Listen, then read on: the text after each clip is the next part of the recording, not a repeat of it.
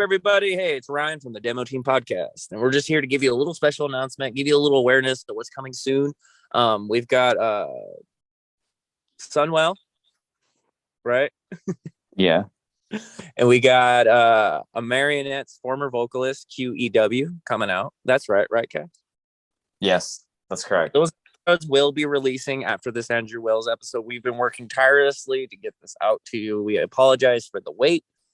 I was on vacation. Cash has a working job. We all have lives. I understand that everyone doesn't like waiting, but it's cool, man. We all got nothing. We got nothing but love Rent for you. stew, baby. We making that stew. Anyway, we got American Standards, and we got Sonny Bronco. If you don't know who Sonny Bronco is, that's Sergio Medina's brother, and he is talked about in this episode with Andrew Wells, and he was mentioned very much in Sergio Medina's episode that we had about a year ago. I think that's a year ago today. I don't know if it's today, but it was definitely recorded this month last year. Anywho, we want to give a special shout out to every band that has come forward and supported us and came through on ad space, which we're going to try to do more of, just kind of announce bands and give you guys a shout out and kind of put you on game with the kind of artists that mess with us. Because this podcast, yes, it started as a Gavin Dance podcast, but we're all fans of music. We love post-hardcore, we love rap, we love it all. We love every type of music, and we want to support local artists. So we appreciate you not skipping ahead and just getting to the episode, but taking the time to listen to all these awesome bands, maybe checking out a few, finding them on social media and just adding them to your your playlists and listening to them while you sleep 8 hours a night. That would be great. Awesome stuff. That kind of thing really does help artists. Take the time, check out new stuff, because it can't all just be what the record labels and the radio feed you sometimes. Create your own playlist, create your own artist. Just come with us and check it out. And a very special thanks to all these artists, promotions, and just these people for coming through for us. We love you. We appreciate you always. Very special thanks to a Smith Photo. That's a Donna Smith. She's a photographer. She lives on the East Coast. Very, very, very massive contributor and helper to this podcast. Has helped us with live streams. Has helped increase the quality of some of the audio that you're hearing, and has helped get us better pictures to help out with artists like A Moment's Notice. Big, huge thanks to a Smith Photo. That's a Smith, Smith, SMITHED Photo. Go check them out on Instagram. They take wonderful photography. Definitely check them out. An Awful Mess, great band. Batting Cages, also another great band. Go check them out. That's Awful Mess, Batting Cages. Next up, we have Royal Hearts. They got new music coming your way. Definitely check it out. April 1st, good stuff. Skydrifter, love those dudes. Always a big, keen supporter of our show. Skydrifter, that's SKYDRFTR. There's no vowels, I'm sorry. Aaron Harrell, you're going to hear that name mentioned a lot in the next two episodes with Andrew Wells and QEW, because he's got music coming out with QEW, because, the former Marionette singer loves to sing. Got to support that. Livid Noises, they got a new song out right now. Go check them out. They're helping us out a lot with memes, by the way. Good meme game right there, Livid Noises. Love y'all for that. He films The Clouds, awesome band out from Joshua Tree. These dudes come to play. If you see them playing a show in your local area, go see them play. Awesome band. Of the Fallen, if you're from Texas, I know you've heard of them, because those dudes, Wayne Ortiz, those guys stay working. If you've seen Massive Breakdowns, you know this dude's serious. Go hit up Wayne Ortiz, Of the Fallen. Great stuff. Out of Service, definitely check them out. They have songs coming out with a vocalist that you may know from Stray Light Run, Taking Back Sunday. They have a track out right now with the vocalists of Emery. Out of Service, they're kicking ass. Go look them up. Out of Service band, social media, check them out. Great music right now. Who doesn't love Emery? Who doesn't love Taking Back Sunday? Who doesn't like Stray Light Run? I wish I could interview all of those bands, but hey, Out of Service got you. Hey, we can do it. Let's do it. Yeah, we can do it. One day we'll find them. We'll do it all right now. Yeah, let's do it live. Let's just go run and give them. Get them all right now. Atria, definitely check them out. That's Atria.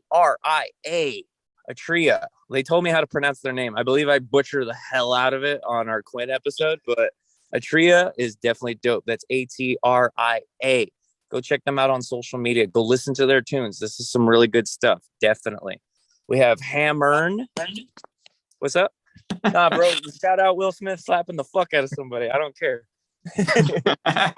We want Will Smith and hey, Jada Pinkett. He had really good form, man.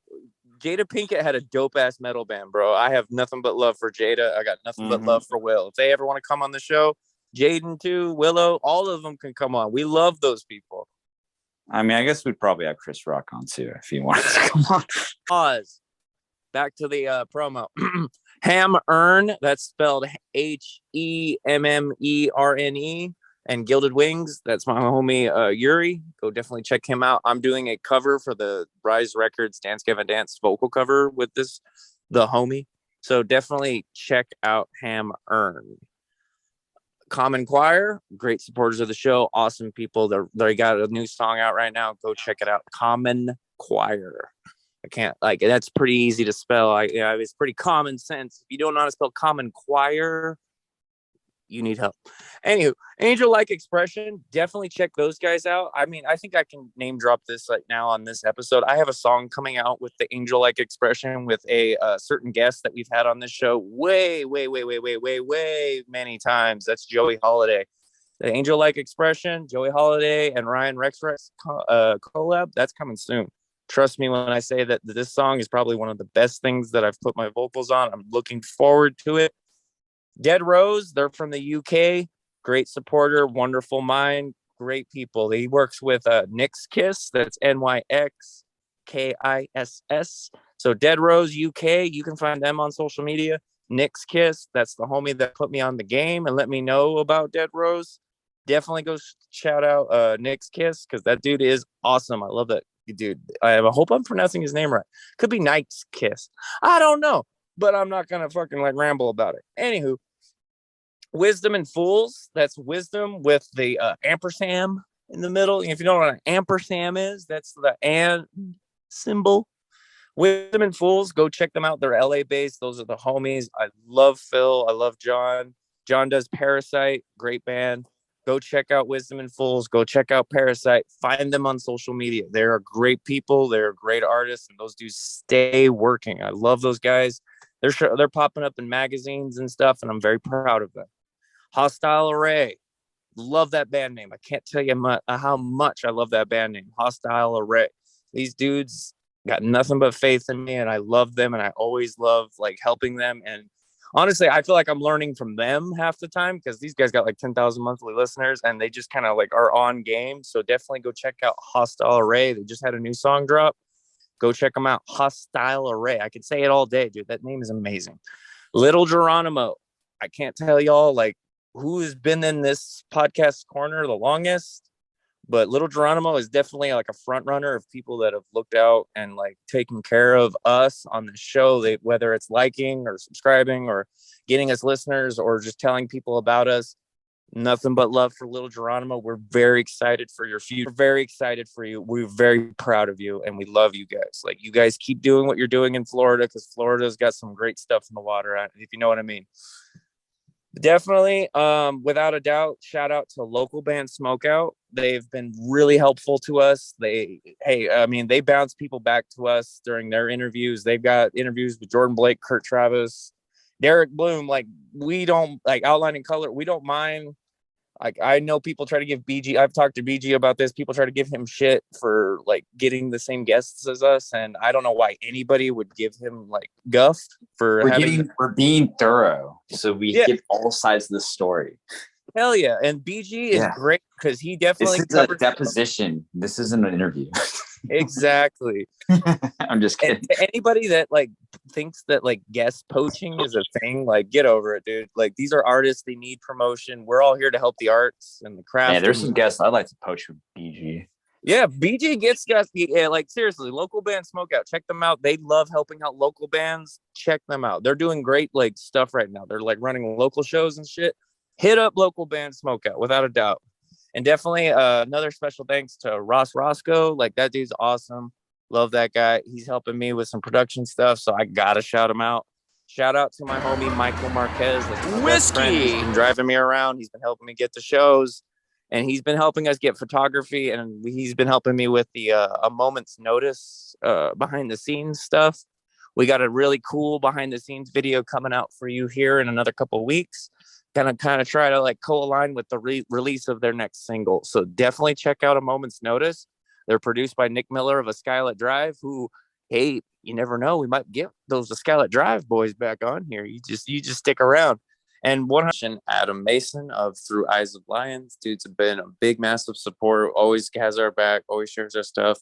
Check out Through Eyes of Lions. That stuff is pretty dope, man. Like, really good music, really good quality, really great production. Check out Through Eyes of Lions, without a doubt. Check them out. 100%. Thank you to Cash and the Ox boys. Like, those Ox guys, like, those guys are coming through in a pinch. It'll make more sense in the future when we keep saying Ox guys, because, like, I really believe whenever the reality TV show comes out, it'll make plenty of sense. It'll make so much sense. But 100%, like, those Ox guys, like, those guys have helped so much. And I wish I could name every single one. I don't have a list of their names on hand, but they know who they are. And 100%, you guys are making this job so much easier. This podcast is running so much smoother than it was a year ago. And I'm very appreciative of all of you. I'm appreciative of you too, Cash. Oh, hey, back at you, homie. Hell yeah, man. So we want you guys to enjoy this episode. Sorry for prolonging it. Thanks to those that stuck around and listened to this little promotional bit. But, like, these people are keeping the lights on. They're keeping the bills paid. They're keeping us going, because podcasts aren't cheap. And living in America right now is not cheap, especially with gas prices. And it's cheap to live in a lot of places, actually. Yeah, I think the cost it is expensive everywhere. It's pretty fucking expensive, but it's just expensive times in general. Hell yeah. To our international listeners. But this episode is about 3.5 hours long. We're gonna, we had trim bits. Well, after this, it might be 4, but yeah, I think you can cut it. Yeah. Hello. Welcome to the Demo Team Podcast. We're here today with a very, very, very, very, very, very, very special guest. We have Andrew Wells of Eidola. We got the Dola Daddy here. He's also in this other band. I mean, we kind of started this podcast for some band. I forget what it's called. I think it's Dance Gavin Dance. Dance Gavin Dance, maybe? Maybe. I think that's what it is. Is Gavin the right name? Maybe. I thought it was Davin. Prance, Devin, Prance. But welcome, Andrew. Thank you so much for being here with us today. Absolutely. Yes. Thanks for having me, fellas. I appreciate it. It's so cool to finally be in the inner circle. We finally got a Dance Gavin Dance member on. There you go, dude. Yeah. Well, hopefully it's one of many. I'm sure. For sure. I believe our boy Tillian, like, he owes us one. He's just been a little busy, so it's kind of like playing tag. Like, are you available now? Exactly. But man, my man's he's always busy, man. He's on a constant grind. So. Mm-hmm. And also we have Colin with us to help us out today. Say hi to us real quick, Colin. Hey. So before we hop into it and talk about, like, memes of 1,000 decent variety, I wanted to kind of shout out people that are keeping the lights on here at the Demo Team. Just kind of run through some of our paid sponsors, if you will. But first off, we had Feather Tree. I mean, Feather Tree is the name of the song, but the song just came out. It's by Livid Noises. Really good, excellent song. If you like this, like, swancore type of thing that's going on, definitely give them a check out. You can find them on Instagram at Livid Noises Project. Wait, no, Livid Noise Projects. That's you can check them out over on Instagram. We have Aaron Harrell. He's got a song called Carmina Gadalicia featuring Q, which if you're unfamiliar with QEW, that's Quinn from A Marionette. He's had songs with Tillian Pearson, Kurt Travis. I'm sure he'd probably have one with Andrew here in the future. Maybe, get people talking. But that comes out on the 31st of this month, which is March. It is mixed and mastered by Paul of Get Right Recordings, and it's publishing through DistroKid, which is, for all those independent musicians out there, DistroKid is pretty awesome. You can find that over on Earn Hurl on Instagram. That's Earn as in URN HURRELL. And that's Aaron Harrell. You can find him on Spotify and everything. Same with Livid Noises. They're all on Spotify.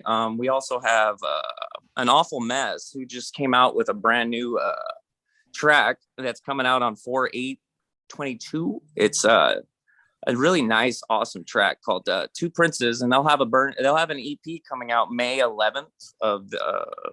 Well, that came out last year. I wish everybody would like write these scripts a little better. But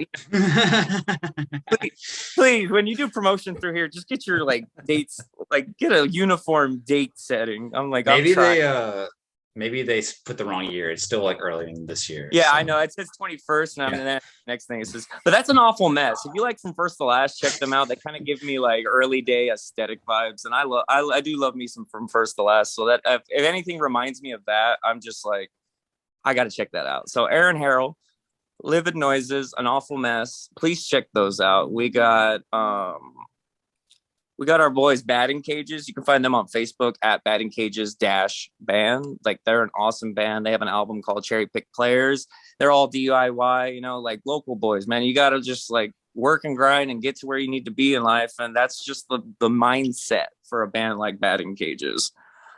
We have a good buddy of mine who wrote a wonderful script over here.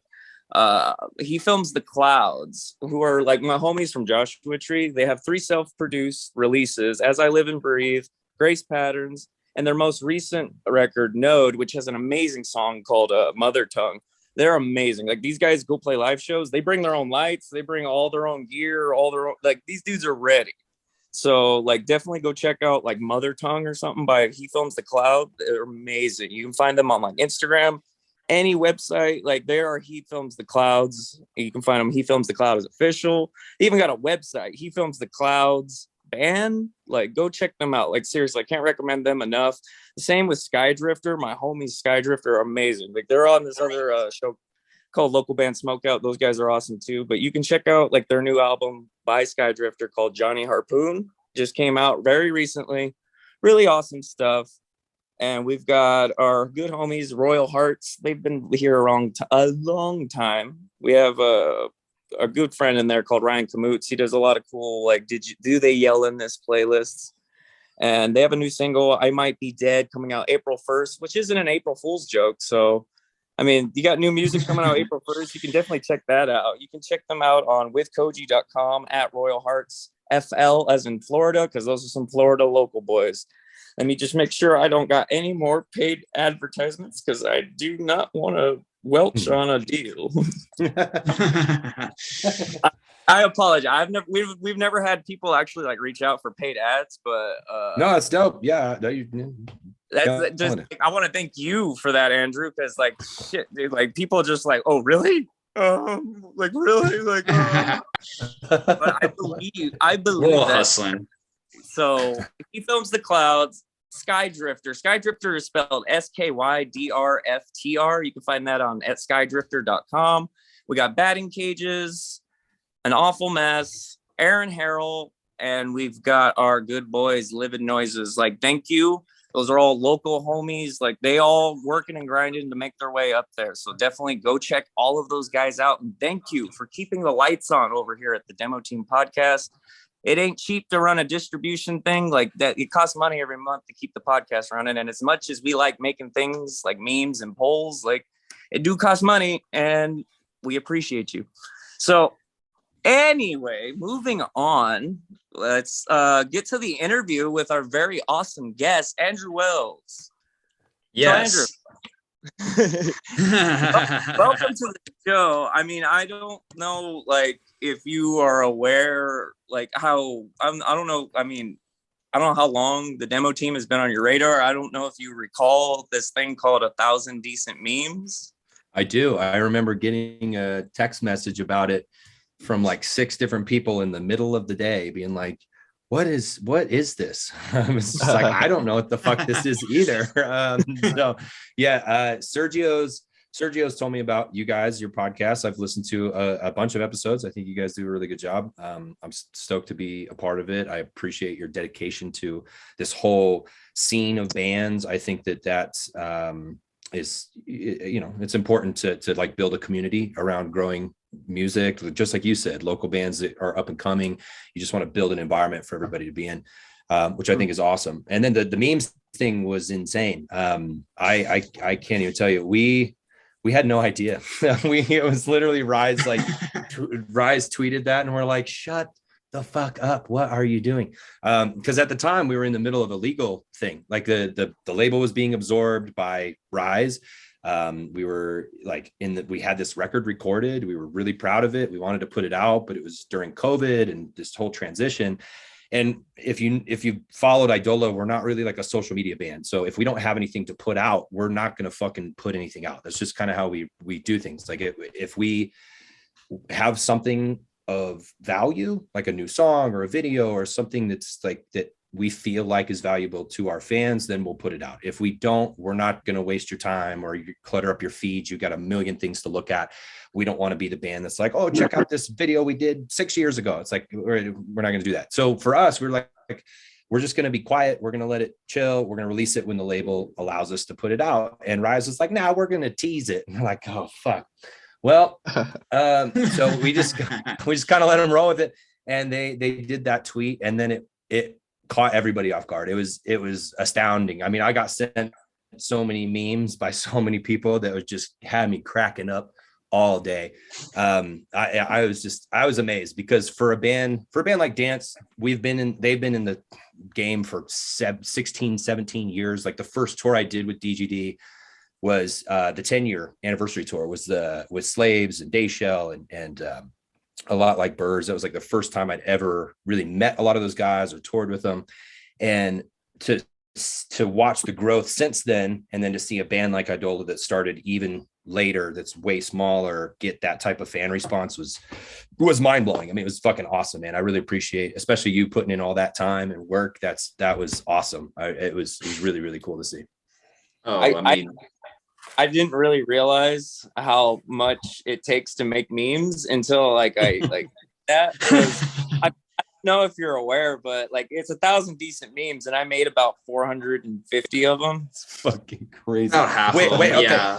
You got to answer me this though. So because when that whole thing happened, oh sorry, can you hear me? Yeah, I can. No, you're good. Yeah. Okay, cool. Yeah, you'll have to answer this for me. Did Rise ever send you anything? Did they ever hook you up with anything? They reached out to us. They got our information. And like everyone that I've talked to, like through like Temple posting and like Swan posting on Twitter and stuff, like no, none of us have gotten anything.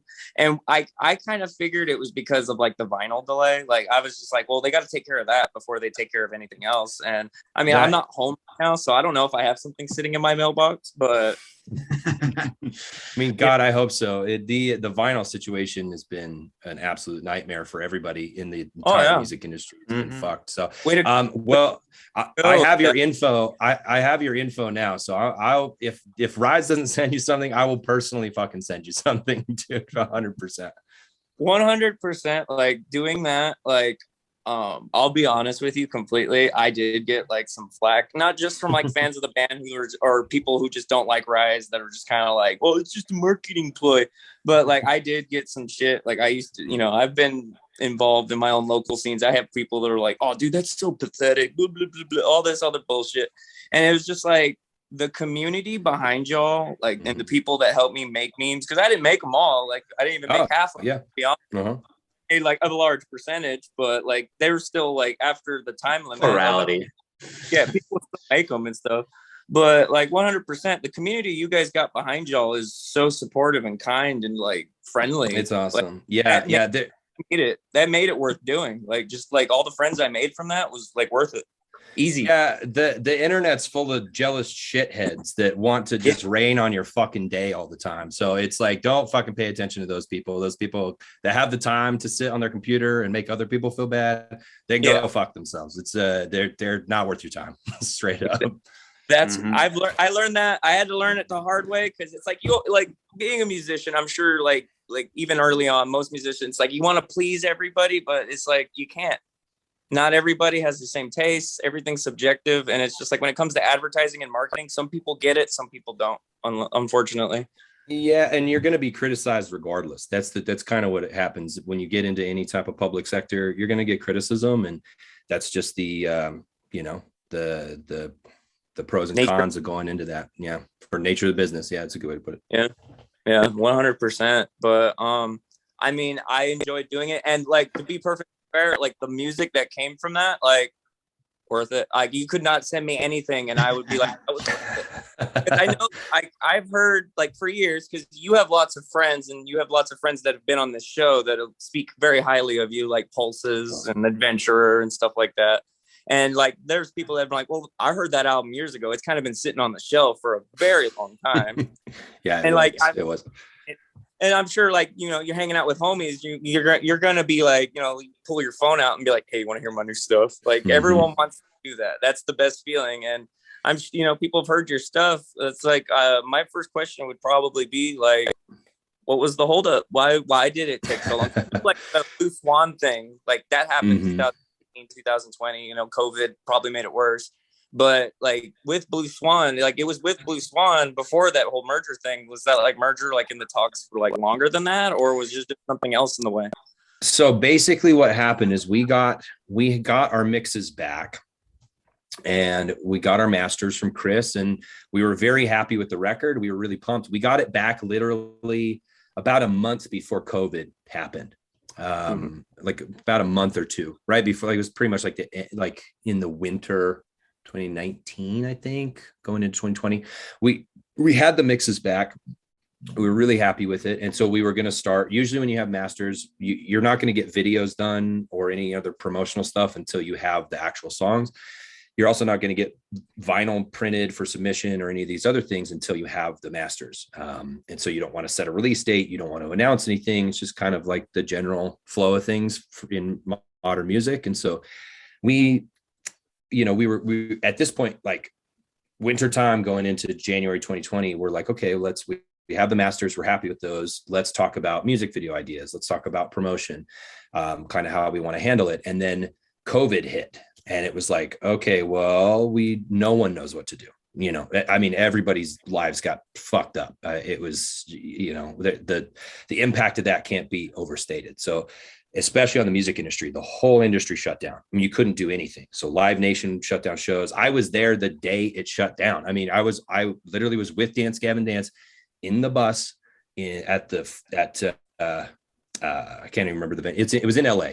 We just did the makeup show on this last tour, but we were there to do this Afterburner tour, and it's going to be our biggest tour ever. It was our biggest LA show. We were all hyped, and we'd heard rumblings about coronavirus. And then that day, like, it was sunshiny in the morning, and then the news came on. Gavin Newsom was like, we're shutting down shows, over 200 people. Everything's closing. It started dumping rain. And so we're sitting in the bus, and our manager walks on. He's like, we're like, what do we do? Do we try to like go to Vegas? Because Vegas isn't shut down yet. We try to play there, try to ride this out. We already spent all this money on a bus. And then we got phone calls from everywhere. We got New York and Seattle, and they were like, we have to cancel. Like, this is a nationwide thing. Yeah. It's a pandemic. Mm-hmm. And so we just fucking all flew home. And after that, everybody's like, well, let's wait it out. It's 15 days, you know, it's a month, it's 2 months, it's 6 months. And so at the 6 month mark, we were like, well, we don't know if this is going to get better anytime soon. Right. So maybe the best thing that we can do is put this record out and let people have it while they're sitting at home, and just try to do some digital stuff, since we can't get together. Like, not really the way we want to put it out, but kind of feels like the right move. And then Will called me, and he's like, Rise is talking to us about doing like a merger. And I said, okay, well, you know, I'd love to be part of that. I respect Sean and all he's done with that label. And I've had a great experience with Gavin Dance on that label. So I would like to pursue that. And Rise heard the record, and they wanted it, and they wanted the label. And so then it started the merger process. And if you're in business at all, or legal contract law, it takes fucking forever. It takes months upon months upon months. So we were probably in Will and the label were probably in negotiations for something like 10 or 11 months, just straight up like a full year, maybe even slightly longer. Once they had that done, that's when the merger happened. And then Rise started teasing about the record because they had done the merger. And then they hit us with, well, we need to do contract negotiations for the bands now. And so that took like 5 or 6 additional months to make sure that the contracts were correct for all of the bands on the label, make sure everybody was happy. And at this point, because of all of the crazy shit that happened with COVID and touring and bands, scheduling and canceling, the long story short is that got us the opportunity for me to come back to Dance and say, hey, let's throw Eidola on this tour now and put the record out on this, because all the contracts are done. This would be a great opportunity to hype this up and put it out. And so that's kind of how it ended up working out. But it did take forever. I would really love to never go through that process ever again. Would be preferable for sure. All right. Yeah, like I get that. I mean, most people don't get that. And I feel like a lot of like probably stuff that was nagging for y'all like during that is just like people like talking and creating rumors and just being like, oh, there's a power struggle and all this other, when like you guys are like all friends, and like it's just like, well, business kind of just moves slowly. It's like gears have to turn, and they have to turn at every level of the industry, from vinyl to paperwork to lawyers, and it's just like it takes time, unfortunately. And COVID kind of just slowed everybody down. And like getting contracts correct is definitely an important part of the music industry, because that's how you get paid and like get the benefits from all this. So it's good to make sure that those things are straight. So yeah, it's important. So that definitely. Cash, Colin, did you guys have any questions you want to pose? I don't want to. I mean, do you want to just start? Do you just want to like just throw this back and let's just go back to the very beginning? Like when did Andrew decide that he wanted to become an artist? So I started playing music just kind of like everybody starts playing music. If you don't get lessons at a young age, usually a lot of people that experiment with instruments, they start with some type of woodwind or brass or percussion in elementary school or middle school. So that's how I started. I played the flute in like middle school band, and then I started branching out into like trombone. I did a little bit of trumpet, a little bit of violin, and then I started really getting into rock music. Like my dad always listened to Black Sabbath and The Doors and Kiss and a lot of these old school kind of rock bands, AC/DC, Alice in Chains, like just rock bands. And that I remember the first record I bought was Paranoid by Black Sabbath. And I remember listening to like the closing track, Fairies Wear Boots, and it like scared the shit out of me, but I loved it. I was like, this is fucking awesome. I really enjoyed it. And as I started getting a little older, so like 12, 13, I started getting into kind of some like punk rock scene music, like altered, like pop punk, like not what it is today, but like Fallout. That was like From Under the Cork Tree was coming out. Blink-182 had some records out. Good Charlotte had just come out. Green Day, American Idiot had come out. They'd already put out like Dookie, and so my first like big concert was a Green Day show, and it was on their American Idiot tour, and I just saw that show and was blown away. I think I was 12, and I was like, this is what I want to do. Like, I want to do this, whatever this guy gets to do, I want to fucking do that thing. And so I asked my dad for a guitar for Christmas, and he bought me it was a brand called Silvertone. It's not the gold tone, actually Silvertone. I think I used to have a Silvertone guitar amp. Yep. Wasn't it like a Sears company? Yeah, it's like it was straight Sears, up. yeah. Yep, 100%. Yeah. The bundle's like $100, and it comes with the guitar and a case and a little. I think I still have this little like Silvertone, just tiny, shitty, like 8-inch speaker thing. And he bought me this death metal pedal. It was like a Boss, like straight high gain, with like scoop red mid. Yeah. Yep, exactly. All right. So he bought me that. And it was the best Christmas I've ever had. I sat, I didn't know how to play. I sat and fucking just tried to make something musical for hours and hours. And from there, I taught myself how to play. I started doing tabs. I started trying to do ear training. It was around the time I started singing too. So I started singing in some choirs in in concert band and chamber singers is what it's called. It's like the big, high school choir that went and did shows like, the national circuit stuff. So I did that, and I started my first band when I was 14, and started playing shows pretty much from there, and started trying to record myself, started trying to get involved with different local producers and engineers, and worked my way through starting bands and building them up. And finally Eidola started, and we did a lot of local stuff. We started branching out nationally. Will found us, and then I flew out to Sacramento, and the rest is kind of history. Kind of just built it up from there. So like, when did you start getting to like more like post-hardcore stuff, I guess? Like, what was your introduction to that? Oh man. So I got into kind of heavier music. It was a very strange progression. It was like Green Day, Good Charlotte, like this punk music, pop punk music. And then I went into like a really heavy, like post-metal phase at like 14, 15, where there was a band called ISIS, that was a really great, they're just a super heavy post-metal band that's really, really good. I loved their records. I loved like kind of droning, detuned stuff. Got into that phase for a bit. And then I heard Circa Survive, and I was like, what the fuck is this? This is crazy. I heard Juturna, and it blew my mind. And then I heard, and it had already been out for a little bit, and I heard On Letting Go, and I started going to their shows. So I went to like probably 12 Circa Survive shows. I saw them with, Animals as Leaders and Thrice, and one of my favorite bands, Dredge. That's how I got introduced to Dredge. And Dredge is awesome. I got introduced to that, and then like bands like Thrice and Under Oath, and obviously like kind of the bigger metal rock bands like Tool and A Perfect Circle. So that all kind of got integrated into my listening habits really quickly.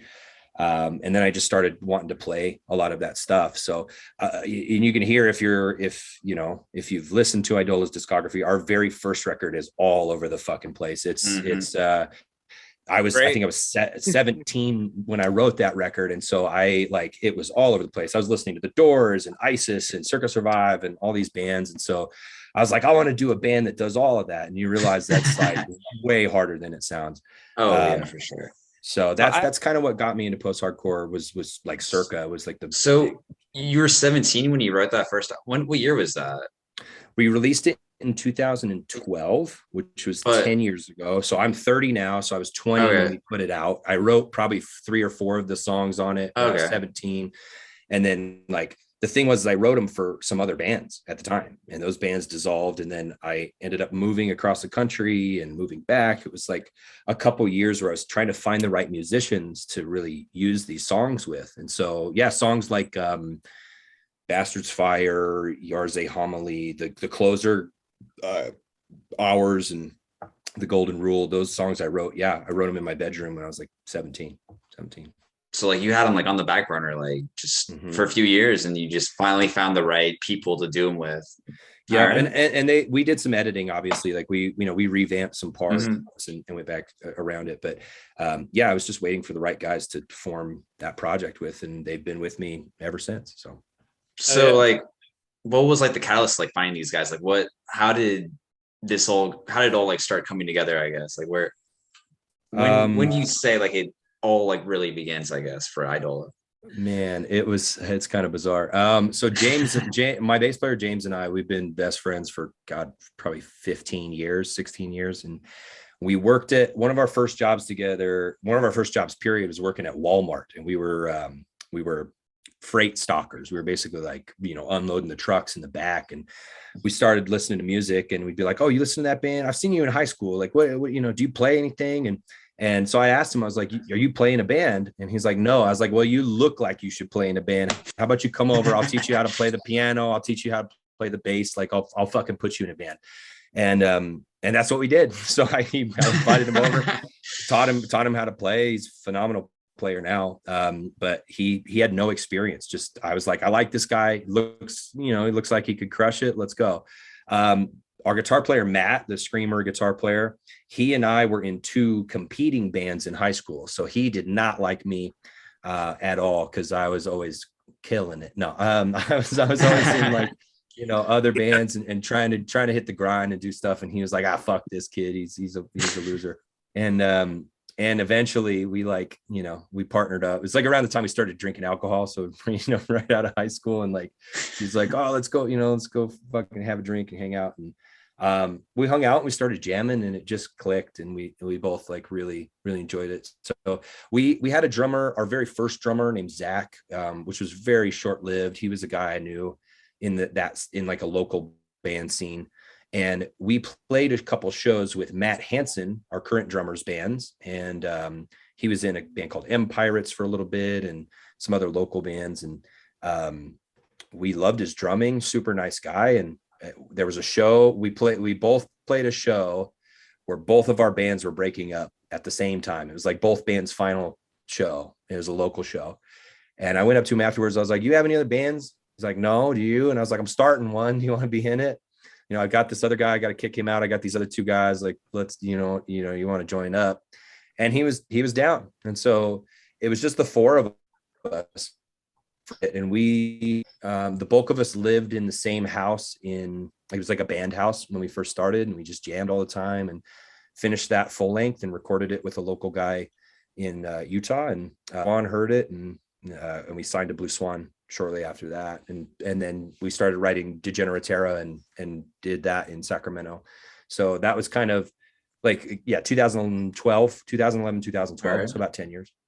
Great. So like they just kind of slowly came on board and you ended up with Eidola. All right. Yep. Yeah. So my stepbrother that I grew up with, he played in the band for a couple years. He wrote a couple things on To Speak to Listen. And we just had some major creative and personal differences. And so we parted ways with him, and Sergio was at the time, Stolas had just disbanded.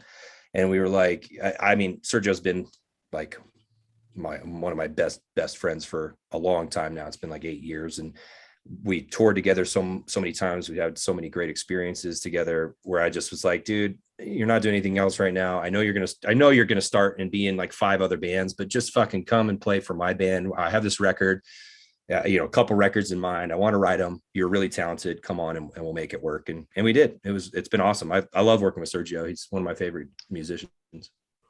Hell yeah, man. Like Sergio, like we had Sergio on about like this time last year, I think April. Mm-hmm. And nice. Literally like one of the nicest, most down to earth, and like he was riffing and like having a good time. He was making fun of Cash's audio quality. Oh yeah, my audio was terrible for that episode. For like I don't know, have any idea why, but just like Sergio didn't pull no punches. He was like, let me get a Whopper and a Big Mac. Yeah, exactly. I think that's the origin of the Burger King voice, right? Yeah, dude, that's fucking awesome. He's like good. So 2 things that I want to bring up from what we just talked about. One is, you say you're 30, right? Yeah, unfortunately, yeah. I want everybody to look at him and then look at me. This is 33 going to 34. Right? Because he looked like my dad, but he looked young. I stopped getting carded at the liquor store like in the last year or so, where they're just like, this, I don't need yours, sir. And I was like, it's the gray hair, isn't it? Fuck. Oh, God damn it. All right. No. That's all right, dude. I'll take it. But I'm saying, bro, like at 30, like you do look like older than me, but I mean, like the fact is, I thought like you were like maybe like just because it's the beard, I think, but like I was like, I can't be younger than this guy. Like this guy's got to be like he's Daddy Dola. He's got to be a dad age, right? Like, Daddy Dola. The fact that you're younger than me, you're like in way better shape and shit. I need to get on that grind, bro. It's a grind to get on, dude. It's quite a grind. But bro team, bro. It's all bro teen all the time, man. Yeah, everybody in DGD is like five years older than me. It was definitely like crazy coming in. I was like 23, 24 years old. That was like a real real catalyst for my growth as a musician was playing with those guys because they're just incredible. So Kat, I had the second point I wanted to make. You go for it. Yeah. Sorry. Like my second point, and this is one thing that kind of like when I heard about it, it kind of made me like a bigger fan of yours because like I'm a huge fan of Dredge. I love Dredge. I saw them at 2006 Taste of Chaos.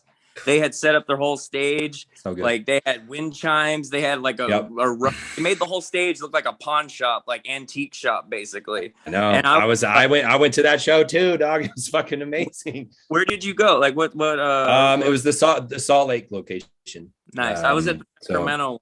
So yeah, 100%. Like those guys, like that blew me away. And like I can listen to any of their albums. It doesn't matter. Like they don't make bad music. There's no such thing as a bad Dredge song. Like they could sound new metal, they can sound ambient as fuck. They're amazing.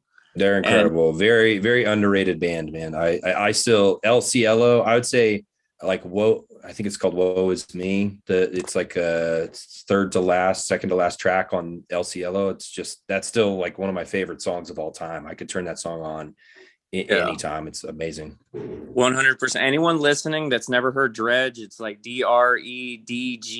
I want to just say that's it. Yeah, that's it. Go look them up. Like I know we have a guy who helps us co-host sometimes named Dredge, but he has an E at the end. Okay, so it's not him. But hey, shout out to that Dredge too. He's awesome. Yeah, he helped out a lot. Shout out to the Dredge with an E, but also real big shout out to Dredge without the E, because cut from the team. But that was good. Definitely check that band out. Like if Andrew Wells listens to that and gets inspired, I can what it'll do for your life, because it's done a lot for me. Me too, man. I absolutely adore that band. They're really, really good. Yeah, because we had Eric Victorino on here. He was in the Limousine Strata, and they're from they're from San Jose, and Dredge took them on one of their first tours. So it's just like, if two bands, like Limousines is in the Rock and Roll Hall of Fame, like they were the last music video played on MTV. If someone like that and Andrew Wells says, go listen to Dredge, go do it. Yeah, for sure. Like they're underrated, but they're not underappreciated. That's for sure. Agreed. Yeah. All right. Cash, go ahead. We had a question. I'm sorry. Okay. Well, first off, our friend Grant just came in, and he's the one with the Eidola tattoo. So I think, sweet. Yeah, let's bring him in. Bring him in, dude. What? Yeah, of course. Let me see. Hey, Grant, what's up? He's got a tattoo, so he's allowed. Yes, I do have a tattoo. I do have a tattoo. Yes, all right. I've heard. Let's see it real quick. Let's see it. Whoa. Yeah. Damn, that's fucking awesome. Yeah, I actually so I have a funny story for you. Great. Yeah. So outside the Philly show, if you remember the Gavin Dance Philly show. I think I do. Okay. I was walking around the back, and I had talked to Matt, and I talked a little bit to Sergio. And I was like, and they were like, yeah, Andrew's like really tired, and I was like, yeah, no, totally. He's been killing it this tour. Me and my two buddies, my two best friends, so we drove all the way out to Philly from Rochester, New York, which you guys are going to be in. Yeah. So I'll be there. But I was like, man, they're like thinking to see Andrew, and then literally we were walking around the back, and you're like on the phone walking out to a car, and I was like, oh no, I can't interrupt him. I can't. He's on the phone. He's busy. We ended up going the funny our way, but I was like, that's not him. They're like, no, dude, it is. I'm like, fucking wild. That's crazy. So yeah, damn, you should have stopped me. No, I didn't. Or you next time you tell Sergio, go get my ass, dude. Tired's not an excuse, dude. No, I didn't want to be rude. I figured you had your time, you'd done your gig, let you be. Oh, you're good, dude. Get my email from Ryan. Email me when we're in Rochester. I'll come out and say hi for sure. Oh yeah, sounds good. I've been talking with Sergio and Matt quite a bit. I actually got a to speak to listen test press. I don't even have one of those. Yeah, damn it. So I followed Sergio. So yeah, I'm a bit of a big fan, which brings me to my first question, I guess. Great, go for it. So I think on a previous interview, you had mentioned something about writing a book or something about kind of doing the backstory of all the Eidola songs, because they're very cryptic, and they're very, it's very much telling a story, but you're, for a lot of listeners, I feel like myself included, like it's every song is a wonderful story, but trying to piece together all the songs and piece together a narrative can be a little difficult. So I'm just kind of wondering, do you have any plans for anything like that? I do. I actually have a lot of plans for that. It's just the scope of what's discussed in a lot of these songs and how it's presented from like a chronological standpoint, like a narrative standpoint. Yeah. It's a double-edged sword because I've always tried to make it for both listeners, both types of listeners. A listener who can come in and say, I just want a really good song. I want something that tells a story in the song itself, and I can get what I want from it. But then it gives the space for a listener who wants to dig deeper to say, okay, how do these things connect? And it's been really awesome to see different people try to piece the narratives together. I've done some track by tracks that are pretty descriptive for the first two like big records we did, like Degenerate Terra, To Speak to Listen. Yeah. Those are fairly in depth. I've done a couple of those. The reason I've taken my time in doing this for the entire series, the chronology and the architect in particular, is because I really want it presented in a way that will, like, for a listener like you, that's going to bring everything together in a way that's like really communicable. And that, to me, I would love like a really good visual artist for that, like a graphic novel of some kind that can kind of capture not only the narrative symbolism, but a lot of the theological symbolism that I try to put in my music. And that is just a little bit tricky in terms of how that gets approved by the label and the funding and finding the right people. But I rest assured, I am working on it. I've got a couple of different people that I'm doing projects with. I have a guy from New York. We're going to do a track by track podcast style. So it'll be similar to this. It'll be spoken, and that'll be for the architect specifically. So we're going to do track by track, and the architect's probably one of the most like narrative records we've done so far. And then the next one that we're going to put out, the one that we're recording in June, that is going to be like the final piece of this series of records. So it's Great Glass Elephant, Degenerate Terra, To Speak, Architect, and then this very last one, the fifth one. I can't give away too much, but it's going to be awesome. I'm really excited. You just gave away when you were recording it, so I mean, that puts a big smile on my face. Yeah, me too. It's been I mean, just have written it, like getting through it was like getting it done and being like, okay, this is kind of the direction I want to take things. And the label was like, okay, let's do it. Like Rise was stoked and our management was stoked. And so we, started shopping it. So we're going to do it in two pieces, just with Dance's schedule this year. So we're going to be doing some instruments in June, and then ideally finishing the vocals up, hopefully in October. So we're really trying to get that out and pray to God that vinyl is functional. By then, I can't wait fucking 10 months for goddamn vinyl.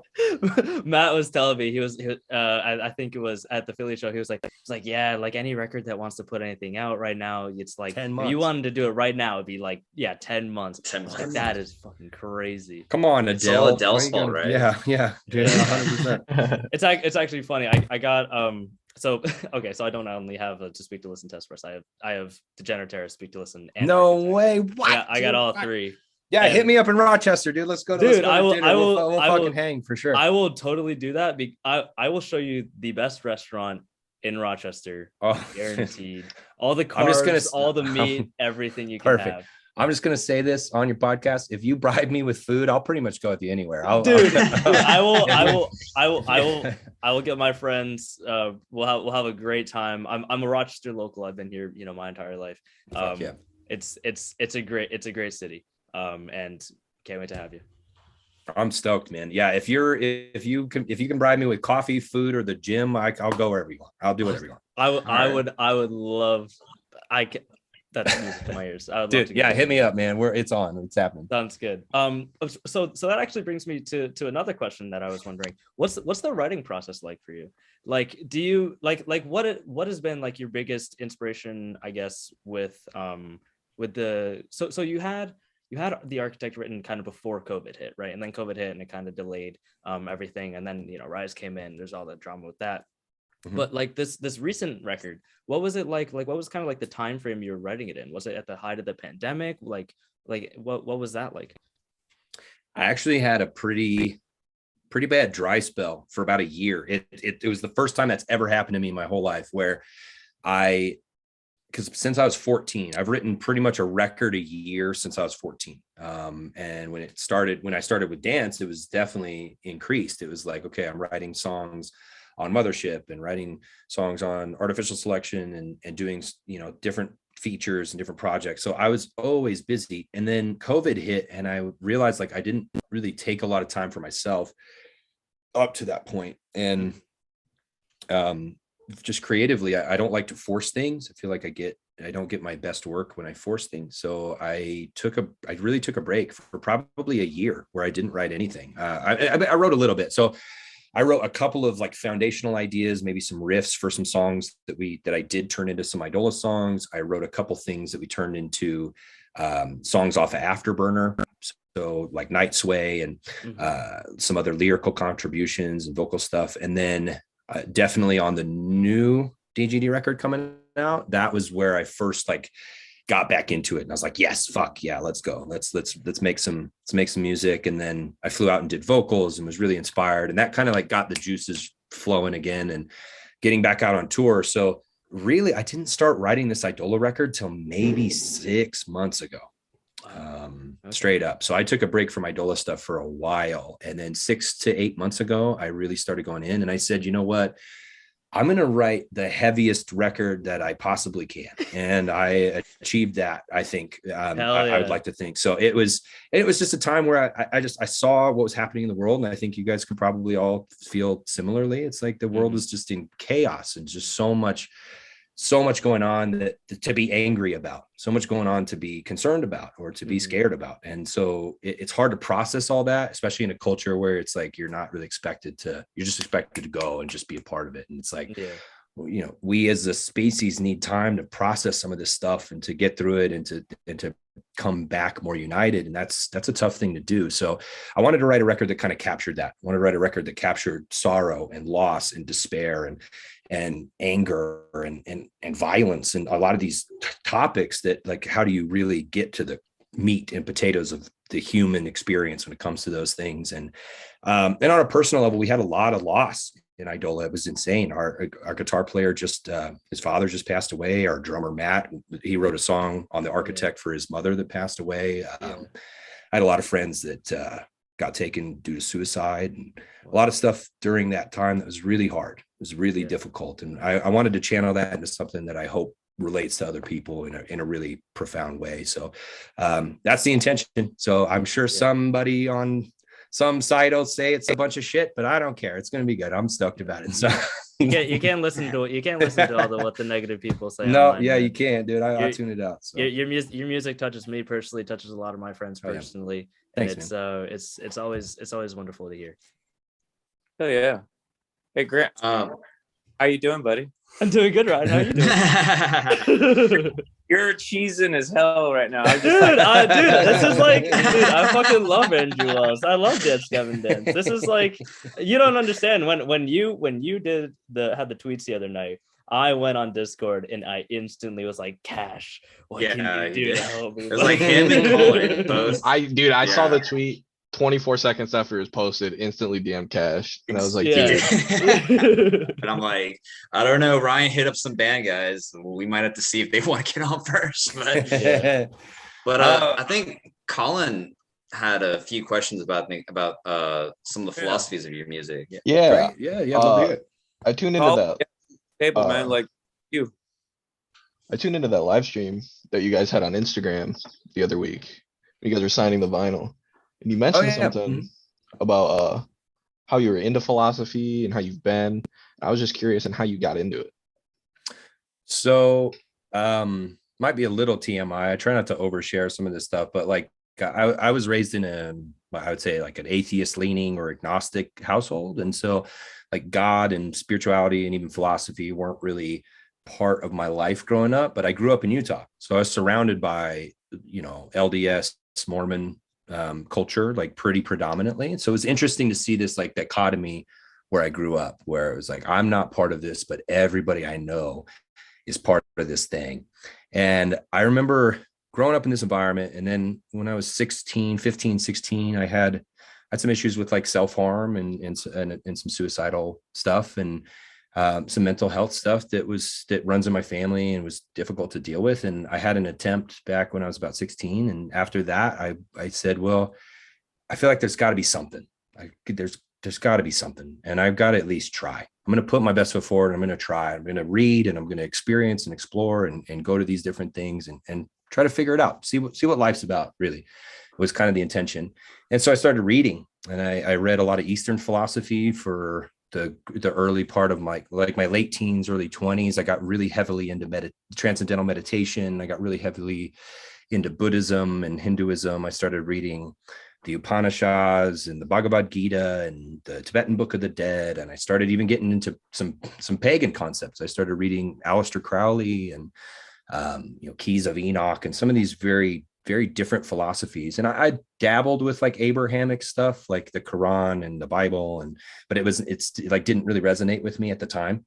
And so for about 10 years, I was pretty gung ho about Eastern philosophy. And I started reading Aldous Huxley was kind of one of my big, and Alan Watts. I started listening to Alan Watts quite a bit, and Aldous Huxley was like it just like all clicked for me when I started reading like Perennial Philosophy, where it's just an incredible compendium of all these different, theological philosophies and humanist philosophies and naturalist philosophies. And he puts it in this beautiful way where he's like, well, what you call prayer, I call meditation, or I call something else, but we're on this plane where it's like, we're arguing the semantics, but we're doing the same thing. Like we're communicating with the same force or the same being. We just have different terms we use to get there. And I was like, oh shit, this guy's onto something. So I started getting into that. And then I started getting into like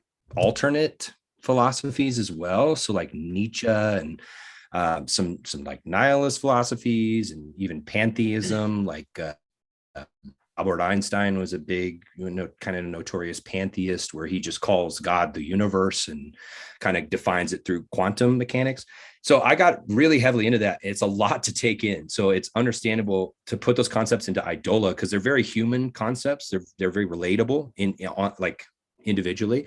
And when you put them together, you're like, oh shit, this is a lot to take in. So I wanted to make it like a painting you could come back to and take more from it as you go along. And so that's kind of always been the intention. But philosophy, in terms of philosophy and psychology and things like that, I'd say I got into it at about 16, 17 and just dove in and started reading as much as I could. And not only reading, I would go out and go to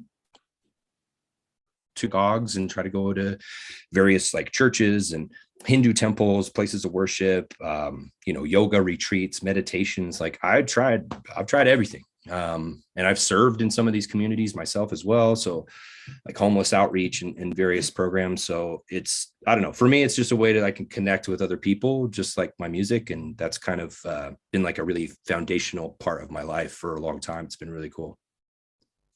That's really interesting. Do you have any like books or any readings that you recommend for anyone, like just in general? Or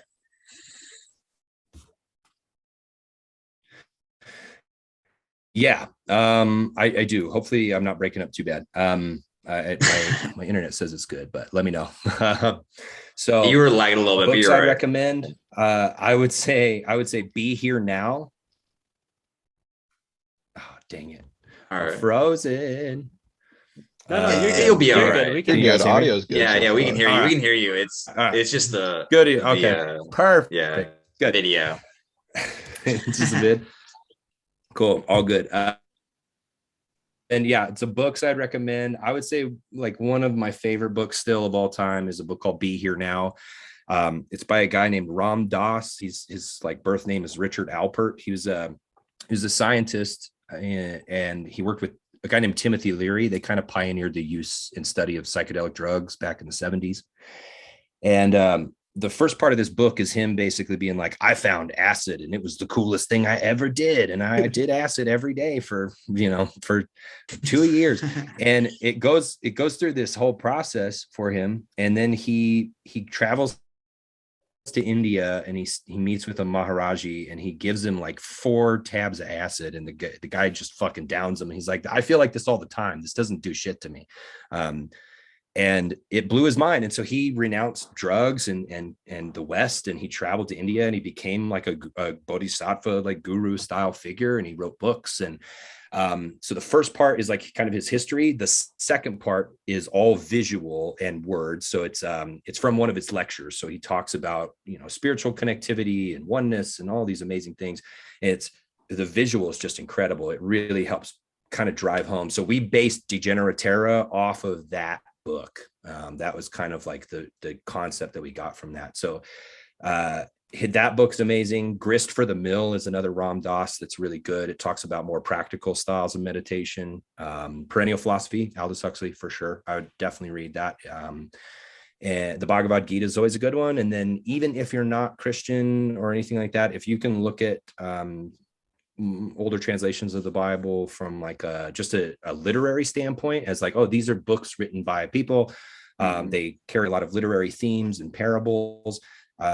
Even if you're like, I'm an atheist, it's like, okay, well, there's still a lot you can get from this as a literary piece of work, right? That you can adapt to your own liking. So those are kind of my books that I really enjoy taking pieces from. And I wish I read more for fun. So if I can get recommended to anybody on like books to read for fun, would be awesome. I'd like to take more time to do that, or like play some fucking video games once in a while would be tight. So yeah. I mean, I feel you, man. I've been playing Ark, which is like a dinosaur, like kind of like survival game. That game's fun. I mean, oh yeah, I played that one time. It was hella tight. Yeah, like I was like, I can't play. I had to stop because I was like, this is addicting. Like I could like fuck up my like work rate on everything.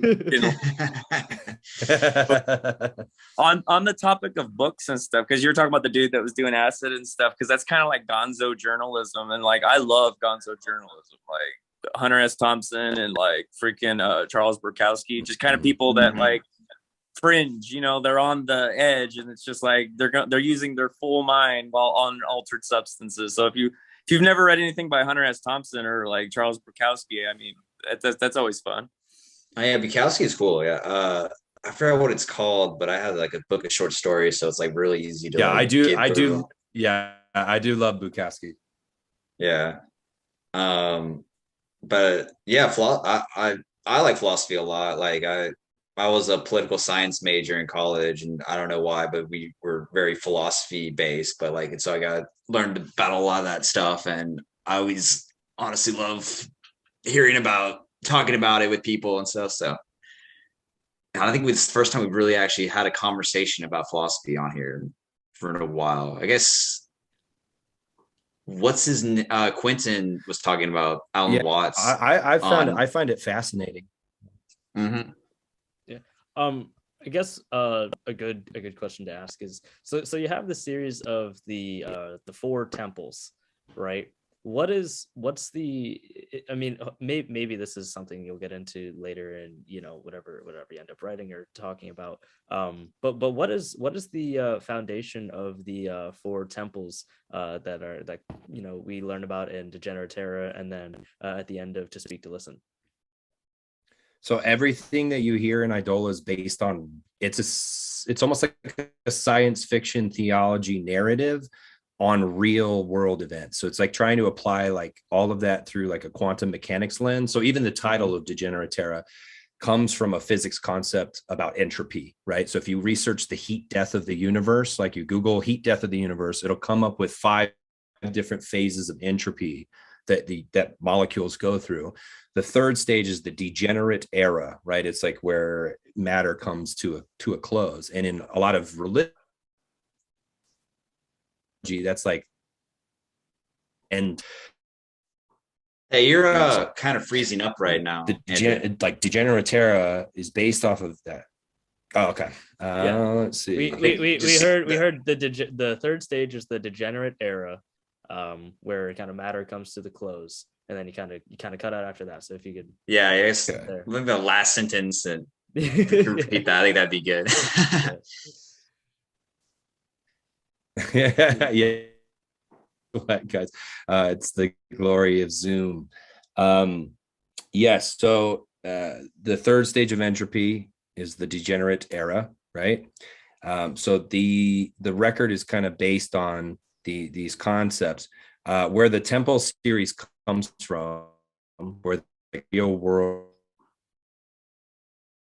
references is, it comes from a second temple, King Solomon's temple in Israel.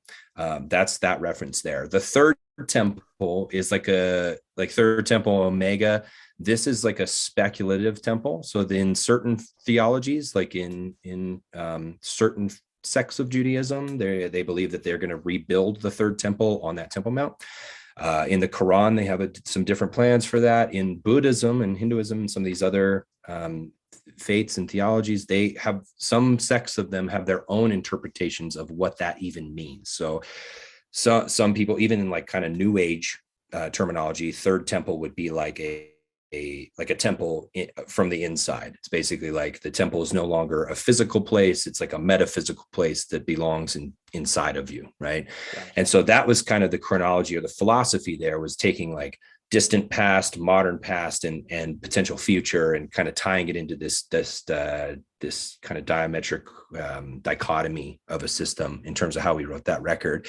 With Fourth Temple, we made a continuation of that. So if you read To Speak to Listen, it's this man that's kind of born as a demigod that gets to manifest through all of these great spiritual teachers throughout humankind. So there's a lot of real world references there to Muhammad and Jesus and Arjuna and Krishna, and like all of these different symbolic figures throughout the world. It's not just American figures. It's not just, strictly Asian figures. It's like trying to take as many of those concepts as possible. And so the end of that is like, okay, what's the continuance of even that? What does that look like as like, what is this spiritual system of like a demigod that becomes the ultimate, like omnipotent being? And there is, I'm not going to, damn it. I'm trying not to give a lot away. I was going to ask the question. I was going to ask the question, and I won't ask the question, but we can leave it there. Okay. Cool. That sounds good. You'll be stoked. 100%. Like if you've said anything you want us to take out and delete. No, you're fine. Yeah. I'm good. Yeah. I haven't said anything. DGD specifically told me not to say when the record's coming out. I was like, I'm not a fucking idiot. I'm not gonna. I do have a question though about like, because you guys have Synergy coming out. Are you allowed to talk about Synergy? I think we're officially allowed to talk about it now that it's a pre-saved thing. So yeah. So my question first and foremost for that is that the song that was in that nice hot sauce ad with our boy Matt Mingus? I don't remember. It might be. I can't remember what song we used for that one because they sent me there was a song, yes. So I can't remember because we were filming a different music video. I can't even remember. We got sent a couple, and John did a couple too that I don't think we put out that I thought were pretty funny. That were like the hot sauce videos. So they tried some different cuts from different songs. So it might be, I don't know. It could be. You'll have to see this week for sure. Man, I get you. Sounds dope. It's a good song, man. I'm really pumped. It's a great song. Yeah. So like with you being like an official member and such now, like with this album, because like word through the pipeline, like this is probably going to be the biggest Gavin Dance record. And you had a heavy hand. I mean, you've had a heavy hand in the writing process since Mothership, I believe, correct? Correct, yeah. But I think this would probably, with you being more of an official line, this is probably like the heaviest weight you've carried for the band, I would say, maybe. Yeah, I would say so, for sure. It's been more of like especially Mothership. Mothership was definitely more of like I'd contribute a couple like guitar ideas to like Chucky and the Giant Tortoise or some other songs, and then Deception was like a me and Will co-write, and then Headhunter, like some of the singles. Yeah. So that process has been a lot of collaboration, and it's been awesome. But this record was definitely a lot more collaborative, especially vocally. I didn't even know, because the last couple has just been one feature, which has been awesome. And then also like Artificial Selection, I did a bunch of backup vocals on probably 8 or 9 songs where like Son of Robot or Midnight Crusade. So a lot of the low octave or like low harmony, that's all me supporting Tillman. Hell yeah, dude. And that was a ton of fun. We did that with Eric Ron. It was like me, Will, John, Tillian in LA with Eric Ron. And that was like kind of our first collaboration vocally. And then Afterburner was like, you know, the Nothing Shameful stuff and backups. And then this one was like full on. So I flew out to Portland with John and Tillian. They were there for about a month, I think. And I was out there for like a week and a half, and it was awesome. I had a great time. We'd get together, you know, we'd go to the gym in the morning, we'd come back and we just workshop stuff. It was from my understanding, the most collaborative that John and Tillian have really ever been. And it was really cool for the three of us to be in there and be like, well, you know, what do you think of this? Like, what if we play these lyric concepts off of each other? Or, you know, there was a song, one of the singles that Tillian and I were working on that, you know, we just workshopped some of the melodies and the lyrics in the basement and went back and forth. And there's a lot of vocal work on there that I'm super proud of. And I think there's going to be enough for everybody to enjoy something out of it for sure. All right. I was wondering, like, what is that like guitar room like? Because I mean, like, how does that all work? Because it's like, Will, is he bringing all the ideas? Are you bringing ideas? And like, you also have Martin Bianchini and Zach Guerin hopping on things at times. I'm kind of wondering, like, how does that dynamic all work?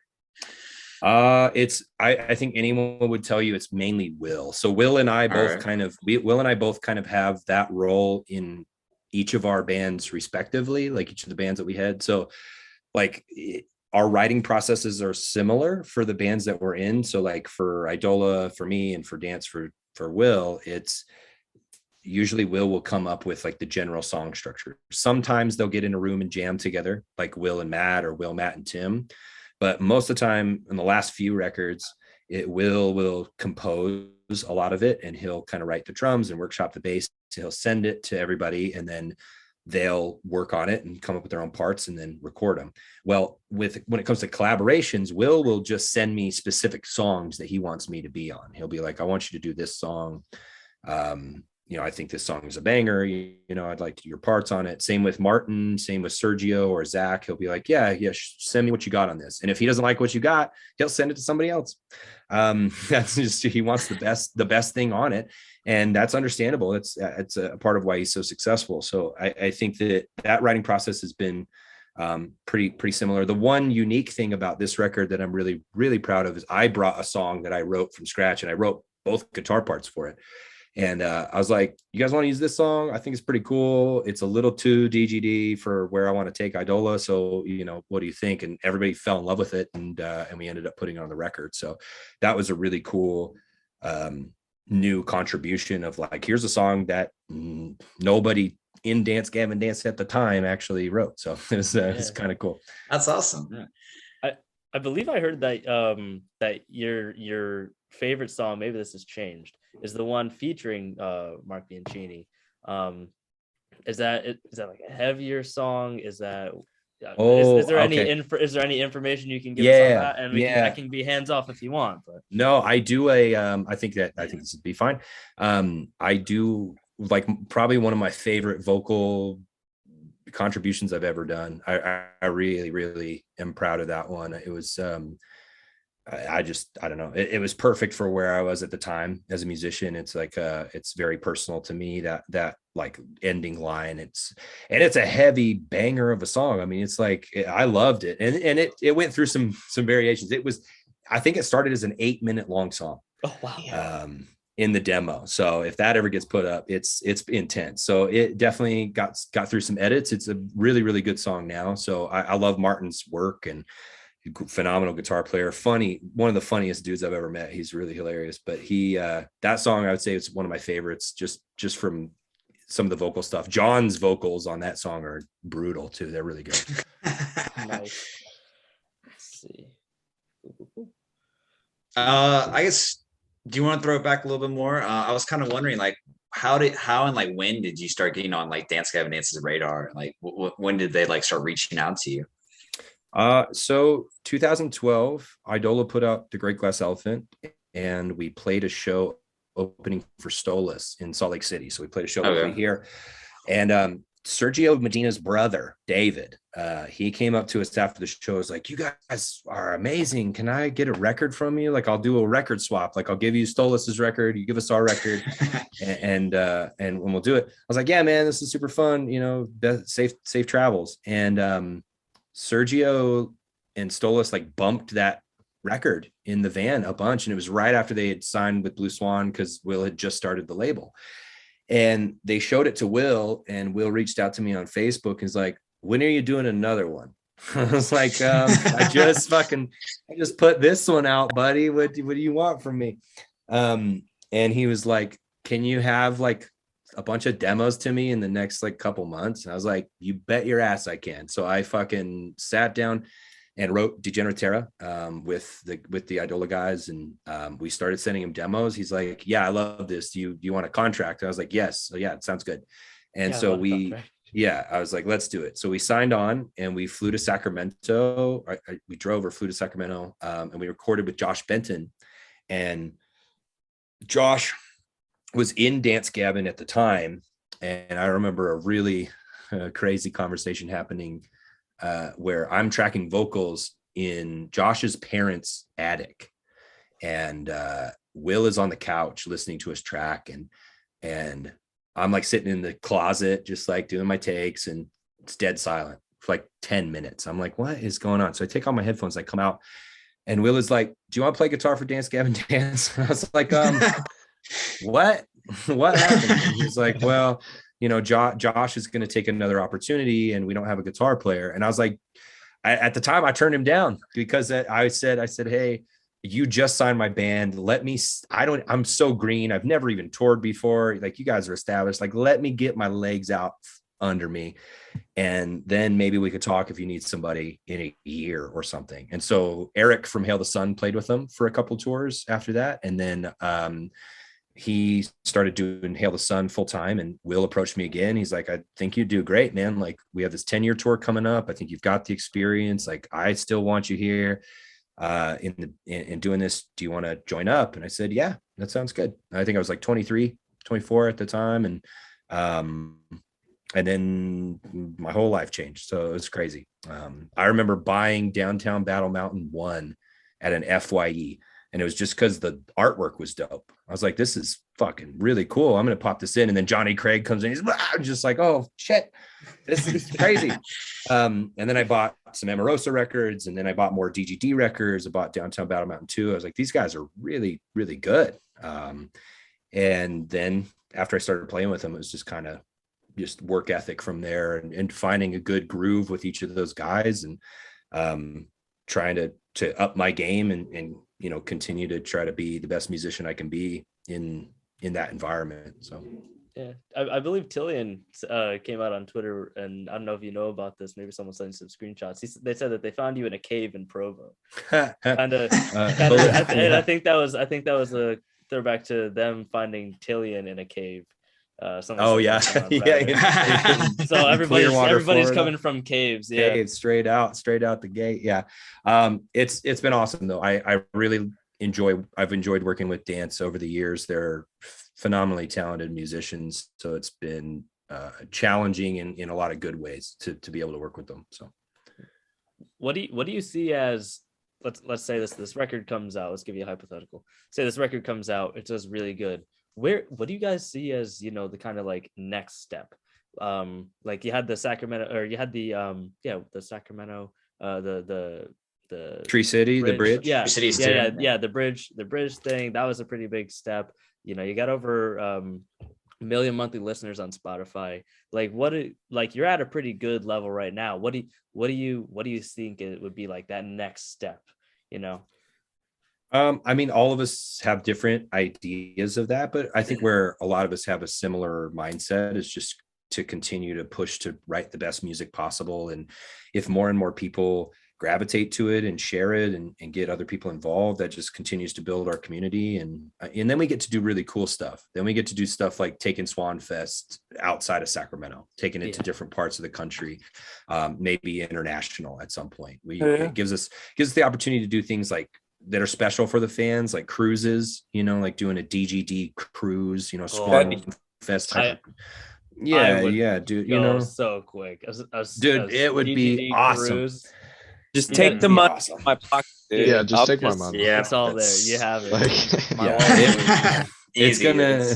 got me. Yeah, count we would information. love to do that. Yeah, we'd really love to. And then just bigger shows in different environments. Like we've wanted to play like Madison Square Garden or Red Rocks Theater in Colorado, like stuff that is kind of our dream venues for all of us since we were kids growing up. We're like, okay, we're doing these big festivals with giant bands like Alice in Chains and Tool and all these bands, but like it'll be crazy to see the day where DGD, if that happens, where it's like Madison Square Garden headliner would be, I could die a happy man. That'd be insane. I think that'll happen. I see a world that's I mean, I guess y'all are about to go off on tour with Coheed and Cambria, so I mean, they're no slouch for sure. And I kind of feel like mind blowing, dude. I was fucking. Yeah. I grew up watching Fuse TV with Coheed was on Equal Vision Records, and just Welcome Home came out, and it was just like, what the fuck is happening? I've been a fan of that band for a long time. So to find out about this tour was just crazy. I mean, mind blowing. Kind of assumed you would be, because Coheed kind of does the whole storyteller thing too that Eidola does. So yeah, I would love to get the type of graphic artist like that. That to me is like a band that's done that right. They've done it correctly, where they put forth the time and the money and effort, and they've collaborated with various visual artists. Like, I'm not really a visual person, definitely like a sonic minded person, so I have to outsource that, like that visual creativity for sure. And but I love working with other artists. Like we try to work with different producers every time we record. We try to work with different visual artists every time that we do artwork for anything, just to collaborate with different people. There's so many talented people out there. It's really cool to collaborate and see what comes of it. Do you speaking of things like that, do you have your own architect mask?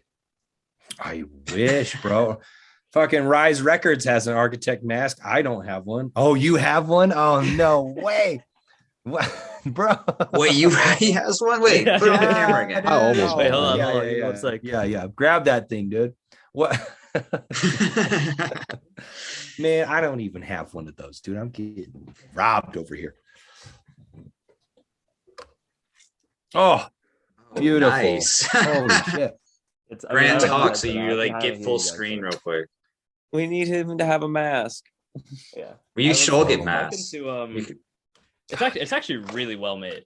It's Dan, the guy that makes them, Dan Schaub. He is yeah, he's fucking phenomenal, man. When we reached out about the photo, everything's such a cool artist. I mean, we were just blown away. We had ideas we wanted to do a couple music videos with them, and didn't quite get to that. We're still trying to do something else for the architect. Like I'd love to do a video for Empty Gardens or Caustic Prayer, where we can incorporate the masks. I think would be awesome to really give it justice. But it was such a cool. We are going to incorporate more of those, hopefully, in some of the artwork moving forward. We were just blown away by that guy. He was awesome.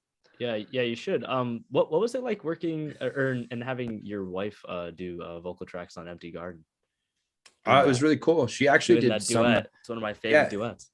Thanks, man. Yeah, her voice is amazing. She grew up singing in choirs, and she's got a phenomenal. Her voice is monumentally better than mine. She's phenomenal as a singer, and so it was really cool because I had her out in Portland with me when we were recording, and I was like, do you want to, there's these high octaves. I can do them in falsetto, but I think it'll sound better and be more appropriate if you sing them.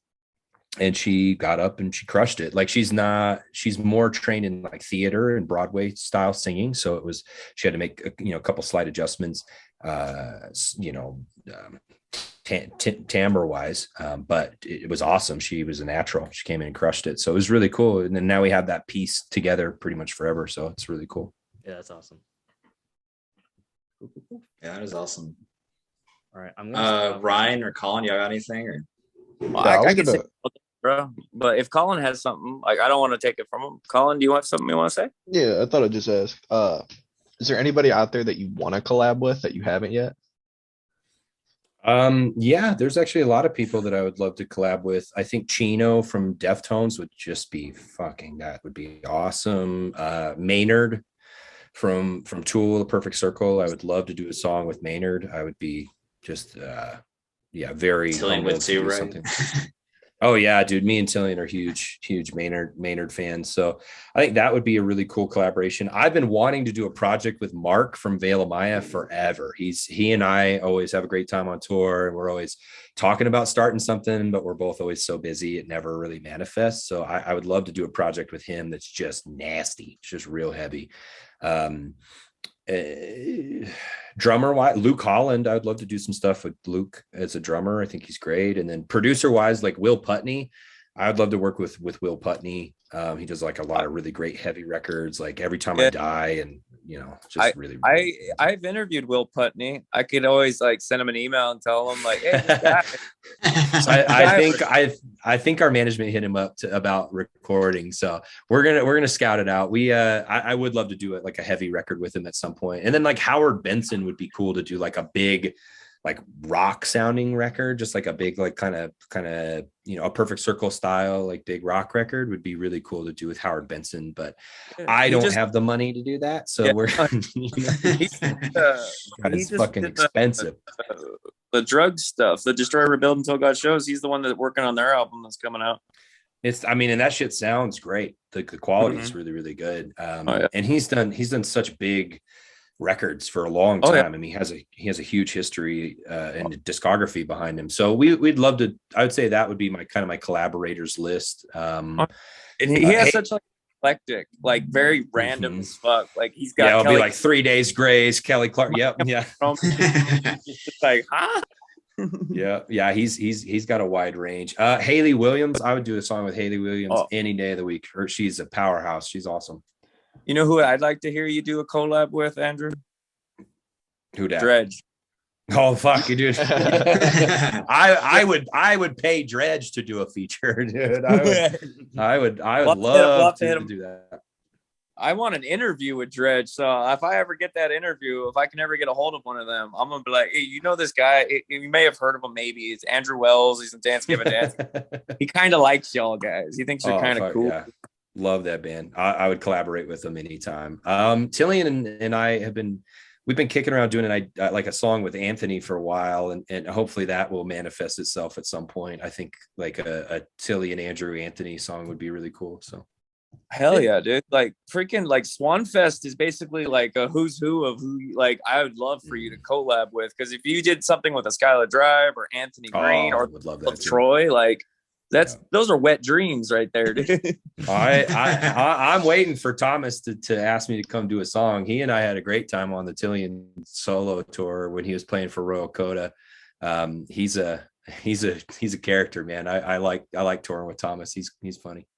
He cut out though. I sorry. I heard you, so I think you're good. But did you? Okay, but cool, I mean, I guess you can repeat for him so he can hear. Whatever it is. No, I was saying. Thomas from Fall Troy, he's a character, man. He's really fun to tour with. I had a good time. Oh yeah, we've been trying to get him on the show, but we love that dude and we'll always support him, because I mean technically like anyone that follows progressive like post-hardcore, mathcore, swancore, whatever, like we all know who like the Godfather is, who Granddad is, like you gotta love Thomas. Thomas has done a lot and he doesn't get the credit he deserves, unfortunately, sometimes. Yeah, I agree, man. I agree 100%. But let's see, with Swanfest approaching, you got all these big tours and just like life's going like really good for you, dude. Like how are you feeling like as an artist from where you were about 7 years ago, what you've accomplished and everything? Like as an artist, how do you feel about all that? Damn, that's a big question, dude. It's surprised, humbled, grateful. I mean, any adjective you could really put in there, or any verb you could put in there, I would use. It's just crazy, man. I think anybody that plays music that maybe that's their dream or their goal in life. They want to be a musician. They want to be an entertainer. It's a very difficult road to go down, no matter how you slice it. I think everybody in a band, even the most successful of bands, can tell you, you go to Thanksgiving dinner and your grandparents or your aunt or whatever is like, oh, you still doing the music thing? Oh, you still doing that stupid shit? It's like, well, you know, like no matter how big you get, you're always going to come back and like have somebody be like, oh, you're still doing music. Does it be a banker? Yeah. Does it pay you? Does it pay you money? And it's difficult. You're still doing a podcast? Yeah. It's like they, you know, you go through these things and you have doubters and people that don't want you to succeed along the way. That's just the nature of the business, nature of the game. Could be other bands, could be fans, could be anybody that's just like, nah, you know, that music thing, that's whatever, but that they're never going to make it. And so you have to have a lot of fortitude to be able to push through that and say, you know, I'm going to do it anyway. Like I'm going to do it to the best of my ability, and I'm going to keep pushing. And even in my worst moments, you know, with my mental health and things over the years, like how difficult touring is, it's like, you know, there are times when a lot of musicians just want to hang it up and want to quit. And I don't think I'm a stranger to that at all. But what happens at the end of the day is when you push through and you keep going and you make the art that you want to make and you double down on yourself, you know, in my experience, you're left with something really special, which is like you get to keep going and you get to make the stuff that you want to make. And that's important. It's been really cool to go through that and just to be myself through that process and to continue to push through it and to find this level of like success, not just monetarily, but having the amount of fans that come out and support and are grateful for the music that I make, or are supportive of me joining Gavin Dance, are supportive of me continuing with Eidola. That's always going to be astounding to me. I don't know if that'll ever like really set in for me in terms of being showing how grateful I am, because it's a really amazing thing. I don't take it for granted at all. It's something that I'm really, really grateful for. So hell yeah, dude. Like I can't tell you, like, I mean, whether it's people calling you Daddy Dola or just like you're like, because we made that's a different thing. Or I'm just saying, like, the levels of your hard work and determination, like we have a video on our YouTube channel. It's like the part Nothing Shameful that has you. It's our highest viewed video. It's a parody from The Boys, and it's just I think I've seen that. Yeah, it's like the porpoise one. Yeah, the dolphin goes through the field. Like that's our highest viewed video, bro. And it's just it's because of you. Till this like, one, at least. Dance, but that part, you're like a nice like person, and it's not just that. Like we've had bands come on here at every level. It doesn't matter like if it's Martin Bianchini or if it's, you know, Sergio, or if it's like a local band like more at Sunwell. You ever heard of Sunwell? I mean, it doesn't matter. They're awesome. Everyone speaks highly of you because you're wholesome, you're humble, and you like you get it. You know, it's like it doesn't matter like positions, like how much you're making and all that. It's like you got to put the work in, and you're someone that puts the work in without a doubt. Thanks, man. I really appreciate that. That means a lot to me. I always want to be somebody that does that no matter what, that's willing to put it in, because you know, it's tough out there for everybody. We're all looking for inspiration, and the more that we can like band together as a community of people and support each other and help each other, lift each other up, the better everybody's going to be, rather than, you know, there's a lot of scenes where people just try to tear each other down. I don't think that's very helpful to anybody's growth. So I think that just being able to support each other and keep pushing to that next level is important. So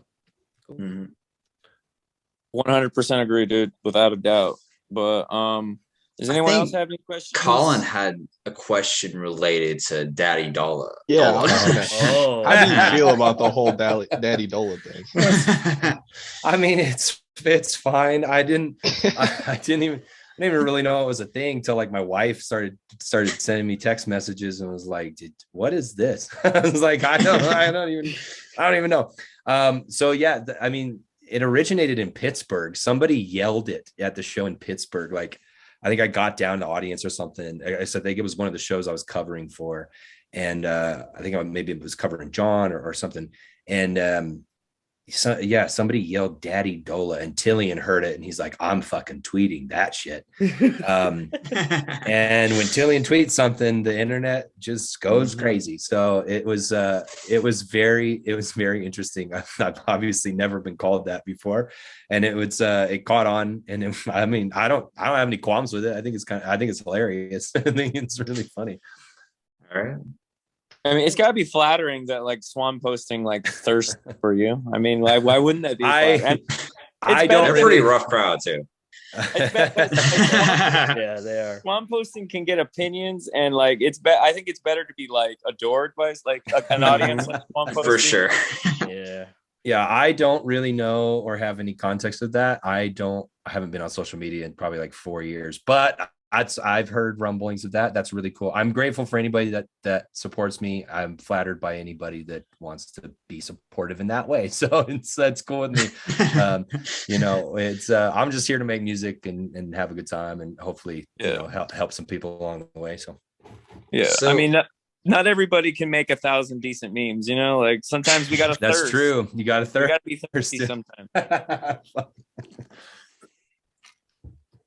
So I guess like, going back to that tour, like, was that like always like a contingency, like that you had to like be prepared to like do John or Tillian's parts, or like you just were like, I'm gonna do them? Or saying I was prepared is a bit of a stretch. It literally all happened at once. So Tillian was like, I feel like shit. I'm gonna tested positive, and everybody knows that whole thing. And we had to quarantine him and leave him in that city until he tested negative and could fly out. And we tried to, abide by all the guidelines and everything. And we were kind of scrambling. We're like, what do we do? Do we do it without him? Do we cancel these shows? Do we, what do we do? And I said, I'll do it. I just went, it was like, we were talking about it. And I was like, I'll do it. I can sing like that for sure. Like I can definitely pull that off. It's not my natural register, but I've been backing this dude up for 5 years. Like 6 years. Like I can do it. I can pull it off, and I can put on the show, and everybody will, not everybody's going to be stoked, but most people are going to have a good time. And if you're there and you're there for Dance Gavin and you're singing out and having a good time, you're going to be a part of it, and you're going to enjoy it. And that's exactly what happened. And then John got sick. And then it was like, and then I was like, well, I can do that too. Like I get, if you guys need me for a few songs, and, maybe we do a couple instrumental, a couple with backing, a couple with just Tillian, but I can do, a handful of these. The problem with John's, I would have done more of John's set, but the man has so many goddamn lyrics. It's just fucking insane. Yeah. And so many he just uses so many like literary devices in his method, where you're just like, I have to memorize like pages of material. It's like trying to go to an acting audition where you're memorizing lines the night before. So there was stuff. It was cool because I learned lyrics I didn't know existed before. If there's one thing that John Mess is, it's like a lyrical wordsmith. Like that dude, he figured out how to dissect the vocal pattern. Like he's like, I'm gonna make all these words rhyme and half rhymes. He's kind of like MF Doom in that way, where it's like a superpower of like rhyming. You know what I mean? Yes, I totally agree. John's one of my favorite people ever. I love John. He's a really good friend of mine. We have a lot of really good times on tour. We pretty much go to the gym every day together and go eat food and just have some really good talks. Like he's definitely one of my favorite dudes. So and just a brilliant musician too. So. Alrighty. How do you hit the gym when you're on tour? Do you just have like a pass that you can get into like any gym across the country, or like do you just guest pass it? Yeah, it's a little mixed. It's if you're like big into fitness, you're going to make fun of me but you'll understand the practical nature of it. So Planet Fitness is where we go. Yep. On tour because they're everywhere. I mean, you go to pretty much any they city, have like A market, in B city, market. Yeah. And they're honestly, it's very rare to find one that's like more than a couple miles from the venue that we're playing. So we'll usually Uber, we'll go over, we try to get a crew together every time. If everybody's feeling up to it, we go, okay, we're in the new city. let's Uber to this gym. But I would say we're getting more and more away from that. So don't come looking for us at Planet Fitness. We're so it's kind of a mix. I would say the last tour was definitely a much more of like a mix of how we do the gym. Like I would find local gyms where it'd be like, okay, here's a day pass, it's $15-20, but they have a steam room. They've got like really good free weights. They've got good compound stuff, hammer strength machines. And so I'll pay that money because you already have to pay for the Uber, right? So it's to get to Planet. So if there's a closer gym that I can get to, that I can walk to, that's in the area, I'll usually hit that if it's like a nicer facility. And then I try the first times I started working out and going on and touring were awful. I was so inconsistent, but now it's like I try to hit it 5 or 6 days a week. I think on a tour, it just keeps me mentally and physically focused to be able to just perform my best every night and make that honest attempt. So that just it's a little more work, obviously. Like you could sit in the bus and chill out, play video games and hang out till the show. But I don't know, it keeps the day moving too. I think if you just sit in the bus all day and play video games and then go play your show, it's a lot of adrenaline, like up and down. It's a little bit too volatile for me. So I like to go out and get something in, at least, lift a little bit or, whatever. I have a question, and it's relating to, we had an episode with Andy Sizik recently. Sure. And we were talking about supergroups because we were talking about like aisles and glaciers, and he made reference to the fact that sometimes when he sees you, that you make mention of like, when we're going to make our own aisles and glaciers, bro. I mean, I would definitely do that. I think Andy's crazy talented. I'd like to get to know him more. I've only really like had maybe, a handful of conversations. They've all been great conversations. I respect him a ton. I think he's a very incredibly talented vocalist for sure. Hell yeah.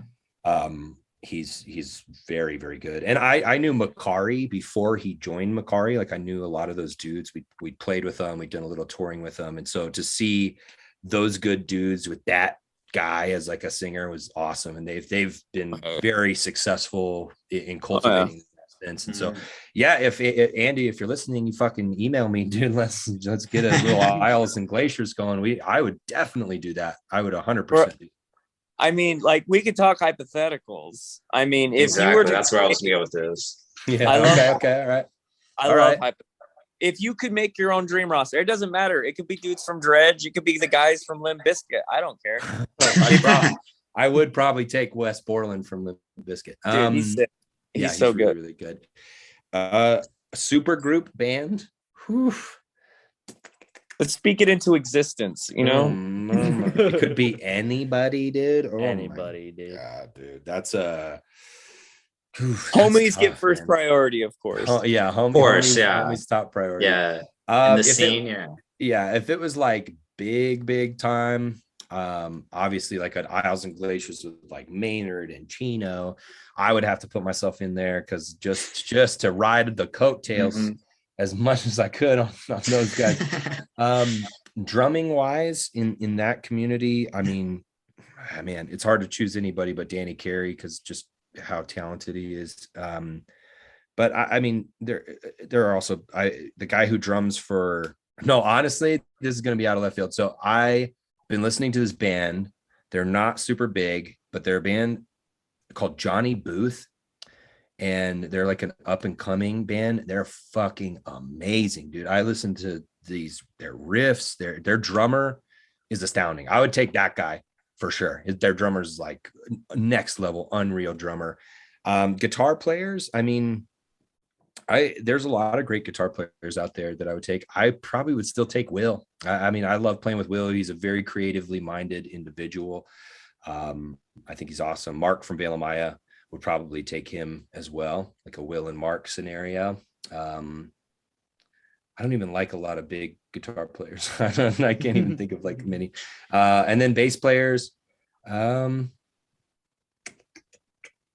don't even know who I would take as a bass player. Probably Stefan from Royal Coda. He's one of the better bass players I think I've ever heard. He's really, really good. Yeah, he's awesome. That would be a hodgepodge, but it'd be a cool band. So in terms of like lineup, like it's kind of like a mix mash of like new and old, which is kind of like what old Isles and Glaciers was. You know, it was like the new guard trying to look out for like the old guard looking out for the new guard, and I feel that with that lineup, like that'd be bellissimo. If I was doing an Isles and Glaciers that was like dudes around my same level, like from an Eidola standpoint, I'd probably do Andy, and I would probably do, there's a guy named Johnny who sings for a band called Impulse. And he's, well, man, I've heard some of his stuff. He's absolutely phenomenal. He's a really good R&B style vocalist. It just really, really hits home. Yeah, he's really, really good. I really like his style of playing. And then I would take Tim from Polyphia for sure on that project. If it was Tim from Polyphia, me, Andy, like that guy's the best guitar player I've ever seen, hands down. He and I, him and Clay, drummer Clay. I mean, I get along with all those guys pretty well, but we'd always make a joke because they would just chain smoke cigarettes like at the shows.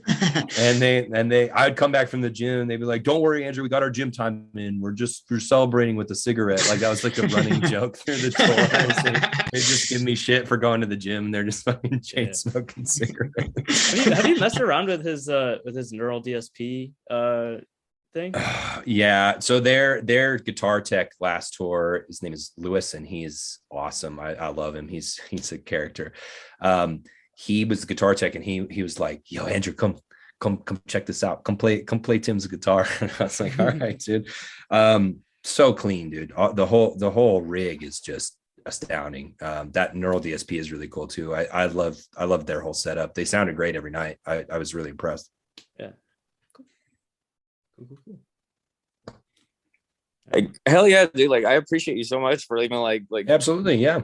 Like humoring that hypothetical, like that, like just like hearing that level of just like, you know, like possible collaboration energy. Because that's all it takes sometimes is just kind of like speak it into existence, you know. Did you say it a drummer or bassist on the your level one though? Oh no, I didn't. Or even really guitar players on this level, but I bass player. I'd still choose Stefan from Rokota, really good bass player, just really, really good. Or Tim. I love playing with Tim. I think he's an outstanding bass player too. Drum wise, I would go like Luke Holland. I've really wanted to collaborate with Luke Holland or Eric and Proda. He's really good. Or if I wanted to go fucking crazy with it, I'd bring back Thomas Pridgeon. He played for Mars Volta on like Bedlam and Goliath, just an animal on the drums, man. He just slays. I would love to work with Thomas Pridgeon. He's awesome. Sergio like was in Chiodos while like Thomas Pridgeon was in there, and I always watch those live videos because I was like some people got some really good live videos, and I was like, I wish this lineup made a freaking album. I wish, dude. I would do a record with Pridgeon any day, man. The guy is just amazing. It was just it was so crazy, like just that lineup, like when Sergio or Thomas, either one, like it was just like RX Bandits was in there. It was just like it was just like, damn, supergroups just need to be a thing more often, you know, like it's just cool in all heroes like collabing. Yeah, it has its pros and cons. You get the Swanfest or it's not Swanfest, the Swancore, where like some people have a disdain for it, where they're like, oh, all these bands sound the same. It's like, no, maybe you're not taking the time to like actually recognize the creative differences in those bands and listen to them. You hear one pull off and you're like, that's Will Swan. It's like, I don't think you're taking the time to listen to the nuances of these bands. I think you're not being very nice about it. So there are similarities for sure, but it's nice to get these kind of super groups because you get to expand your chops, and the people that listen to it, you have infinite things to choose from. You can go listen to any of Kurt's bands. You can listen to any of Will's bands. They all, my bands or Tim's bands or Tillian's projects. I'd like to get John on some more projects. I'd like to do more side projects with John. There's so many things to work on, and everybody's down. Everybody's like, yo, I'll write a record. I'll throw a riff on it. It's a really cool community to be a part of. Yeah. It's a really cool time to be a part of it. It's growing a lot, and you guys are helping facilitate that, which is awesome. I mean, we just want more stuff. That's it. That's the whole ruse, dude. Like, we want. How do we tell these guys? But like, if we're talking about stuff we want, get John Mess to do another Defying Gravity, because like, as weird and crazy as his solo John Mess's solo album was, like, I'm like, I want to see what else he can do. You know what I mean? There's a lot that man can do. I've heard it. So Wow. it's I would love to do, I'd love to do a side project with John that's like, just, I mean, I think Secret Band is great, but I would love to do something with him that's like just beyond heavy. Just detuned of drop F, dude. Fuck it. Drop F. So like, if you could like make a new metal band with John Mess, like, would you? Definitely. Easy. John Mess would be the best dude to do new metal with. He'd be the new Fred Durst, without a doubt. He could Easy. be the thirsty daddy. I mean, yes, like, yeah. He would be awesome. I mean, I'll start writing for it today. I'm gonna start writing. Awesome. I'll throw some shit down. Start writing right now on the podcast. We'll do a co-write. Everybody gets there. Everybody hops on. Yeah. I run Durst posting, so I will share it there. Don't worry. Oh, do you? Oh shit. All right. Well, that we'll premiere it. We'll premiere it through Durst. Amazing. Yes. You got some Baja Blast right there. Oh, dude, my wife showed up right at the beginning of this and brought me this Baja Blast. Dude, it was a surprise blast. I'm not complaining. Surprise blast. Dude, Baja Blast is like, that's like just like concentrated like good feelings in a cup. You know what I mean? I'm on a cut right now. This is not helping, but you know. I used to, when I was in middle school up until about like a year and a half ago, I drank like 2 Mountain Dew bottles like a day. It was so bad. And then one day I went to the gym. I went to like the YMCA, and they had like these little like classes 5 a.m. in the morning. My friend said, "Hey, you want to do this?" I said, "Sure." So I go up, and I'm waking up at 5 a.m. And the first day I go in, and it's nonstop cardio for an hour. Yes. And in like 40 minutes in, I'm like, I gotta step out, and I threw up in the trash can. It was awful. And then later, I was working at a grocery store called Wegmans, which is like from around the Northeast. It originated in Rochester. Best grocery store. If you guys have one, go to it. Yes, I don't, but I want one. Yes. And I went there, and I went for my daily Mountain Dew, and I looked at it, and I was like, oh no, I'm gonna hate I'm gonna feel like how I felt this morning. I haven't had any since. You quit, all right? It was so tough. It was so tough, man. Props to anyone who has to quit anything. Quitting anything is just so hard, man. It's very difficult. Yeah, I agree. Especially anything caffeine or sugar related. It's really rough. Yeah, really, really rough. All right. I think Colin, that's kind of tied to something Colin was going to ask. I think Colin was wondering about your training while you're on tour. Oh yeah. Because you're a personal trainer, aren't you? Don't you have clients? How does that work when you're on tour? So it kind of, the way it's worked so far. So I'm NASM certified, and I have a couple other certifications. So I have like a cancer rehabilitation certification, a thing called FMS, which is functional movement screening. I've done some TRX certification, which is like, suspension bands. And I'm nutritionally certified. So I'm a nutritionist as well. And so I have a local gym here that's right by my house. I can bike there. It's like a 2-minute drive. And what they do is they let me come in, and I have like a select group of clients that I come and I train when I'm off tour. So like during COVID, I was pretty heavily into that. I was like one of the top trainers there, and just training a lot of clients on a variety of things. I mean, I would train bodybuilders or athletes. I would train people for weight loss and just general fitness. I would train people with arthritis, autoimmune disease. Like I would try to work with as many people as possible, just to try to benefit as many people as possible. So the gym I train at here, I really enjoy it.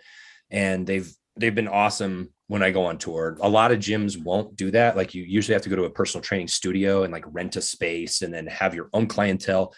Since I don't use social media, that route is a little harder. You don't get clients that like funnel in. You have to go out and get them. And with a gym like this, you have new people coming in every day. So you get the opportunity to talk and see what their needs are and be able to accommodate. So for me, it's awesome. It's awesome to do between tours, because if I don't, and if all I'm doing is writing, I get a little restless. So I like to be able to still like interact in my community in some way and be able to provide some type of service. So, and it's good, like it's good, like active income off tour too. I can, I might low cut. You're freezing up a little bit right now. I'm doing so. I only. Oh, let's see if we can hop back in. I think, you guys I think hear me? Yeah. Last like couple things you said. 2 lines. Yeah. No. Basically, just it's cool to train off tour. It's a lot of fun. I really enjoy doing it. Like, keeps me from getting restless. And right now I have about 5 or 6 clients that I meet with once or twice a week. So, all right. I mean, work out pretty regularly. I was kind of wondering, do you have any workouts you like really like, or you recommend people do, or? Depends on what your goals are. I'm more into the bodybuilding side of things right now, where I'm just mostly into weightlifting. So for me, like, I'm usually on a 6-day split. I'm either on a push pull legs with like a muscle group favoring. So either, like, if I do 2 push days in a week, I'll favor chest on the Monday and I'll favor triceps on the Thursday. Same with back and biceps. And then legs, it's usually like heavy compounds versus functional or stretching.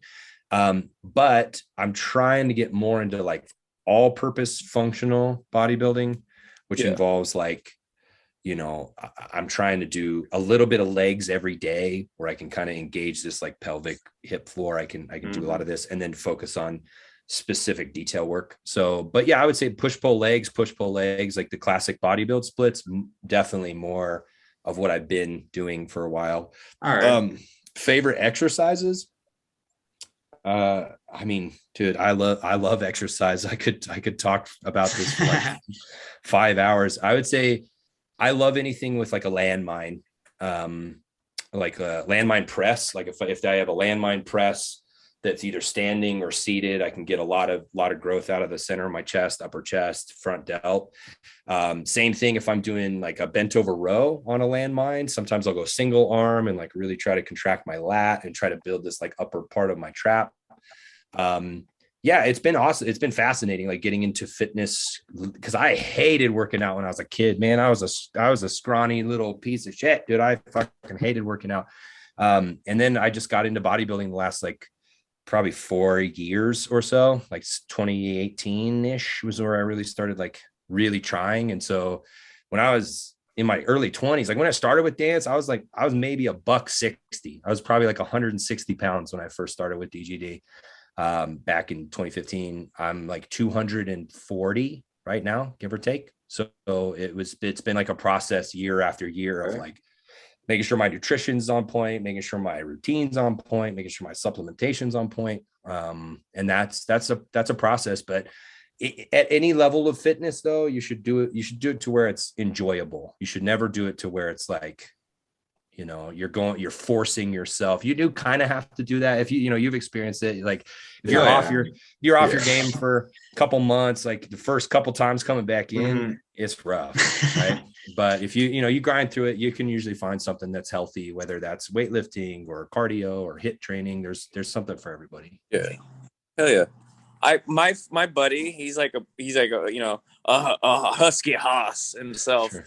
He always, his name's Jesse. He owns a barbershop in LA, like elite barbershop. But he always tells me like squats. He's like, those are the most important thing that you can do. All the pro wrestlers do it. He goes, squats are like the body's natural steroid. And if you're doing squats, it's like a good way to like kind of like get you used to like getting a like routine. Like those are hard as fuck to do, like to do a lot of them and do them correctly. And if you can get over that, like kind of like bullshit of like having to deal with that, it can kind of like lead you to like, getting into weightlifting or just getting on that machine a little bit more, because anybody could squat, Absolutely. Yeah. That's like one of the first things I run my clients through is squatting, like making sure your squat form is good.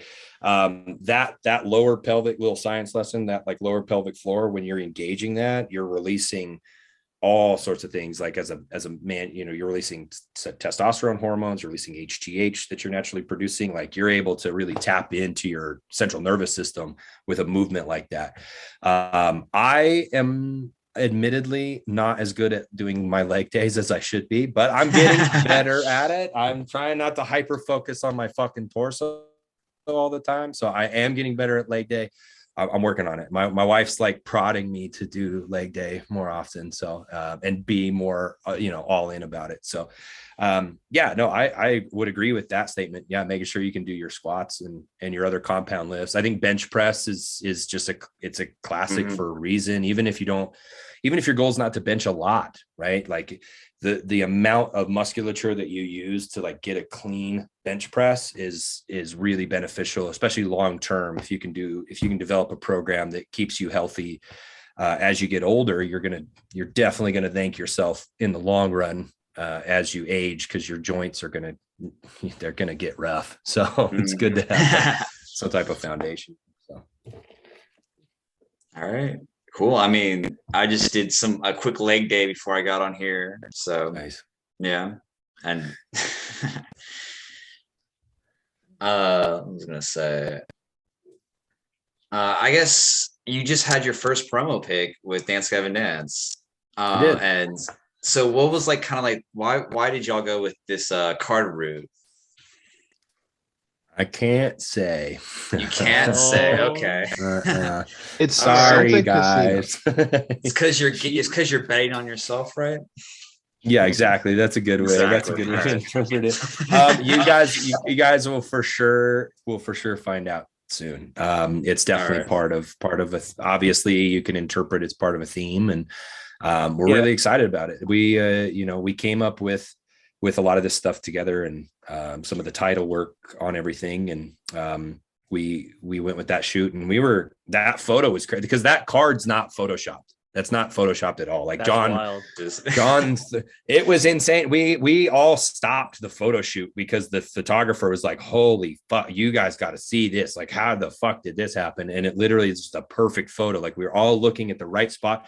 Because when you do photo shoots, we have a folder that's got 10,000 photos in it. And that's the one that was like, this is the best out of all of them. Like you're not going to beat it. It's like, no. It's like perfect. Everybody's perfectly timed. And then John has the card and it's right in the middle. It turned out really cool. I'm really pumped on it. I mean, he looks like the Mask, dude. Like John Mask. I know you sent me that picture. I was fucking dying. I thought that was hilarious. Bro, if John Mask ran on stage with green face paint, like I don't think anybody would, like that's just John Mask. That would be crazy. Yeah, it was cool. We did a couple of different shoots and a couple different videos, and I'm just excited. I'm excited to do, to have this content rolled out. I think a lot of people will be really, really, really happy with how everything goes. You have DGD's such a eclectic band with such a big history, and it's you have a lot of debate in the fan base. It's like, there's always a debate over something, always debate over a singer or the sound of the records or what everybody's favorite is. And so it's really cool to be a part of a band with that legacy and to continue to try to push it in a new direction. It's like, okay, well, how can we top Afterburner? What can we do differently that wasn't on Afterburner? What can we take from some of these criticisms, And you go ahead, Ryan, I guess. But I was gonna say though, like I think we're all aware here of how rabid the Gavin Dance fan base can be. But I think one thing that's kind of universal for you is like I'm pretty sure I've never really seen any hate towards you, dude. You're like a teddy bear or something. Like everybody loves you. Like, well, good. Let's keep it that way. Interview that turns them on you. I'm sorry. I'm kidding. No, it's cool. I would say a great majority of Gavin Dance fans have been incredibly nice to me and incredibly welcoming. I'm extremely grateful for that and their support. That's been awesome. The one-offs that are like, I don't really like that dude's voice. That's just a criticism that you get. I mean, and every DGD singer gets it, whether you're Johnny or Kurt or Tillian. That's just part of singing in Gavin Dance. I will say, I'm going to say this one time. There are some people that are like on both sides. There are some people that say, I've seen a couple where they say, I I want Andrew to replace Tillian, and I've seen the opposite, which is like, if Andrew replaces Tillian, I'm never listening to this band again. I can tell you with 100% certainty, I will never be the lead singer of Gavin Dance. That is not a job I ever want to do. I'm perfectly content playing guitar and backing up these dudes. It's not something I'm interested in doing strictly because of the fan base. Yeah, no. I'm They're chilling, wild, dog. I love supporting these dudes. Tillian does a great job. I think he's the last DGD singer confirmed. Yeah. So it's I'm happy to be on the records as much as I am, and happy to continue to contribute that like different voice. And I think that a lot of fans will enjoy that. But I have no interest in doing Tillian's job. It's that's Tillian's job. Yes, exactly. That's Tillian's job. Tillian's job is that's his job. So. I think importantly enough, like one thing that can be said is like, from like a standpoint, I think you guys just work really well together, because like I remember seeing you guys at the Shrine Expo. Like I think it was when the Under Oath tour, and I believe you were on that tour because you've been there with them since 2015. That was like I've been on every Gavin Dance tour since 2015, except for one Europe tour that Joey from Icarus the Owl covered for me. And it was because Eidola had a conflicting tour. And at that time, it was like, I was kind of strict. I was like a touring and session guy. It was like 2016-ish, 2017.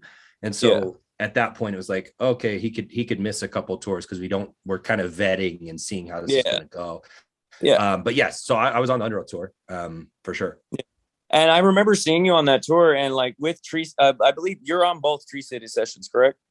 I'm not on the first one actually. I contributed a little bit in terms of like rehashing some parts, but I saw it on Discogs. They had you credited, and I was just like, I did a little bit on that, but it wasn't much. But Tree City too, I that's another thing I've seen on Wikipedia that's a misconception is.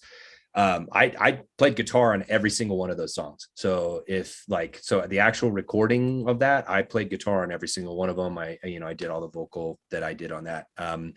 And Will did his parts on there. So that was really cool to rehash those older songs. But yeah, so you were saying you saw me on the Under Oath tour and what? Yeah, like that was like my introduction to, because I hadn't seen Gavin Dance since they had done Acceptance Speech. They were. Mm-hmm. And it'd been years since I'd seen Gavin Dance play a show. And I went to that tour, and like, you blew me away, dude. Because it's like, who's like Tillian singing high pitch? Who's this other dude over here? Like, before I got back into music, like as a musician, and before I got into this podcast, I was more of like a casual, like I listen to Spotify. Maybe I'll go read Wikipedia sometimes. But like, I wasn't too like keen on like all the member changes and like keeping up with it like I was when I was a teenager. It's just, we all get older, we got jobs, we got you got responsibilities. I got you. Don't have podcasts that we have to research, up to date with the band that started this podcast, which is Gavin Dance. But like seeing you, and like I saw you guys at Los Rages, I saw you guys at Swanfest, the first one. And every time, dude, you come swinging for the fences. Like, you deserve a lot of praise for your live game, because you bring it, dude. And like you carrying that tour on your back, like people need to take notes that this is the guy that like can get shit done like live. And that's how it's like, you're setting a bar real high, and it's like, it's dope as fuck to see, dude, because it's like, that's hard work paying off,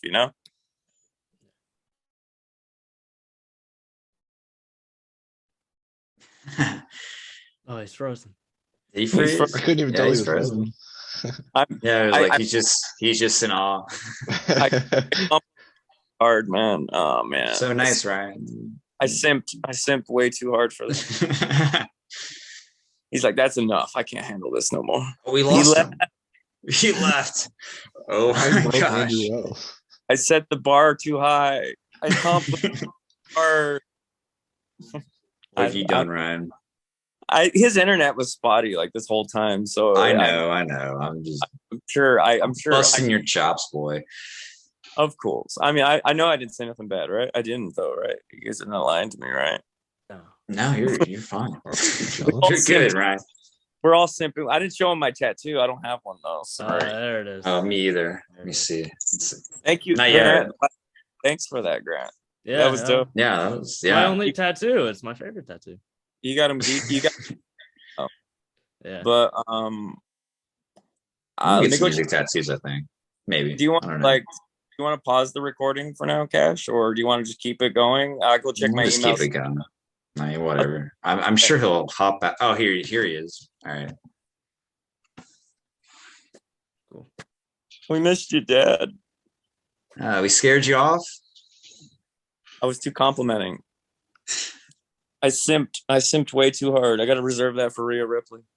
Oh, connecting to audio. There you go. All right. I think the internet at my apartment just like literally shit the bed. So that was just for a second. That was just done.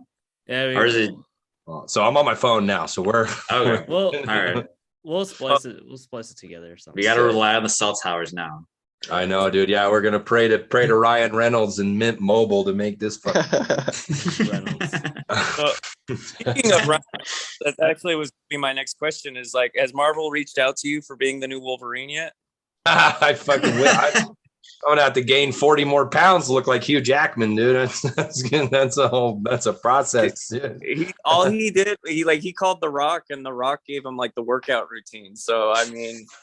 Yeah, I need the and like getting cut, bro. And the Wolverines. Yeah, that would be nuts.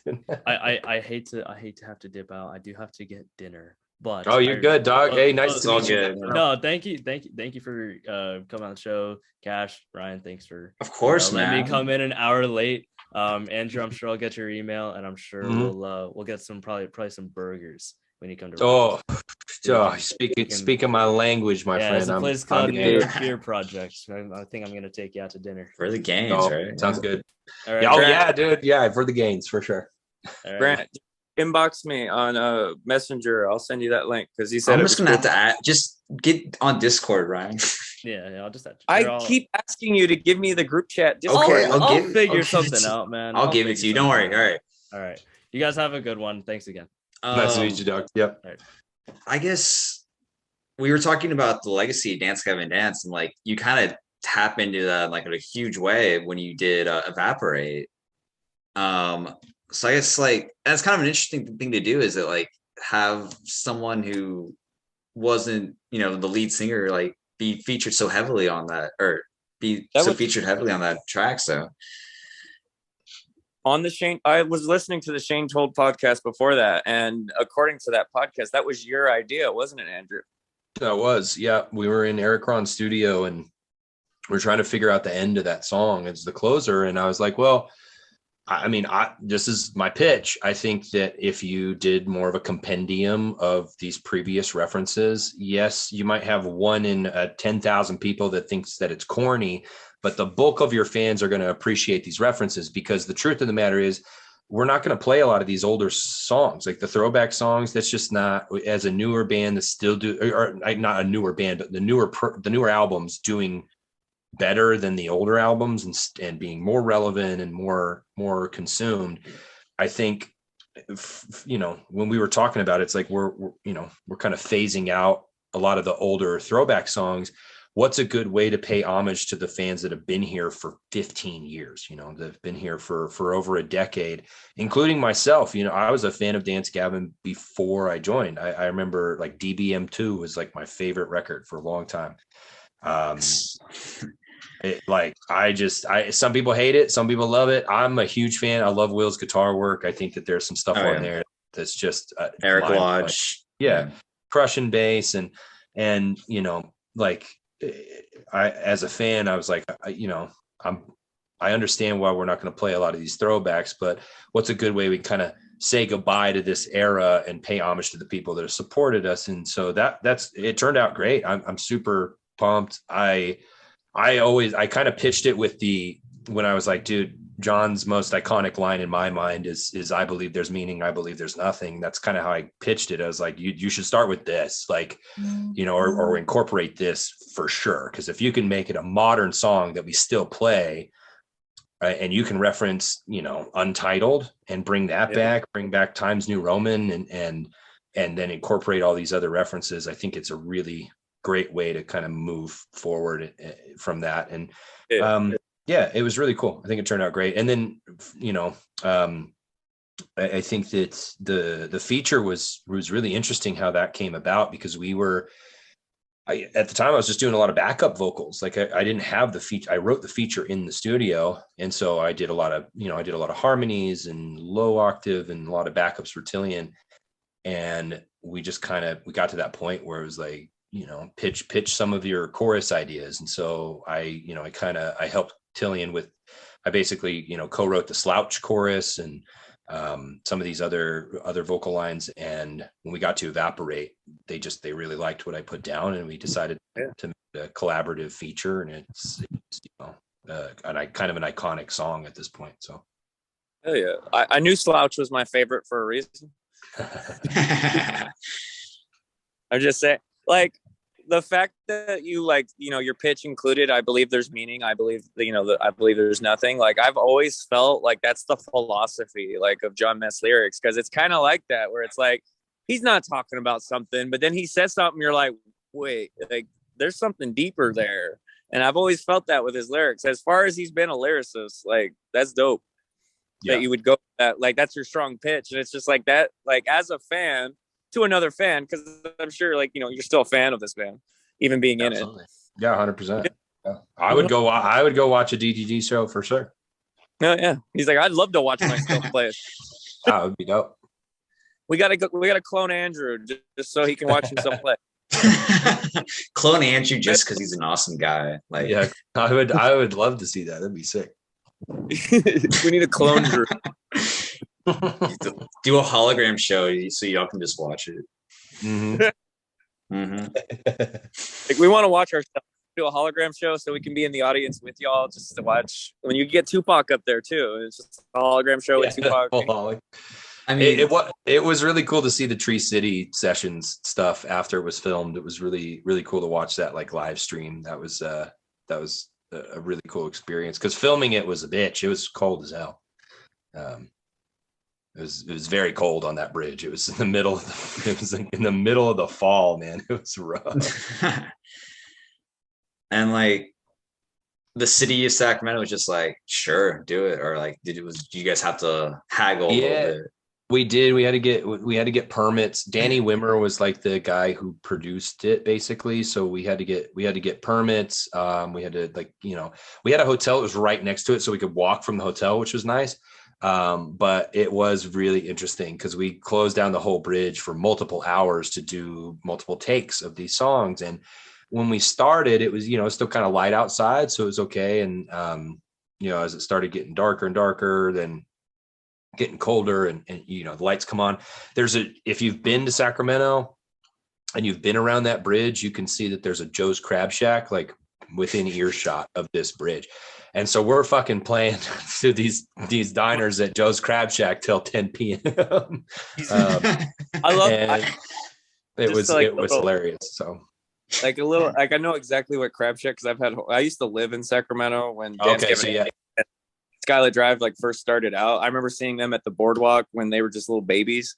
Yeah, I was a baby too. So I was born 88, so I'm like 33, 34. So I'm like just a couple years younger than some of them, but like the fact, like, being like, I only lived there for a couple years, but to, like, see y'all, like, just to have you included as well, like, just to see Gavin Dance to come as far as they have, as long as I've been a fan, and the fact that that's kind of like a hometown band, like watching the Skylit Drive come back and you guys still doing it, and now you're playing Swanfest together, like, as a fan, in my heart, like, that just warms my heart. It gives me a good ass feeling. Like, it's like, I'm proud, you know, like, I'm proud to, like, be a fan of Gavin Dance. I'm proud that Swanfest is, like, coming back, you know, like, I love you, man.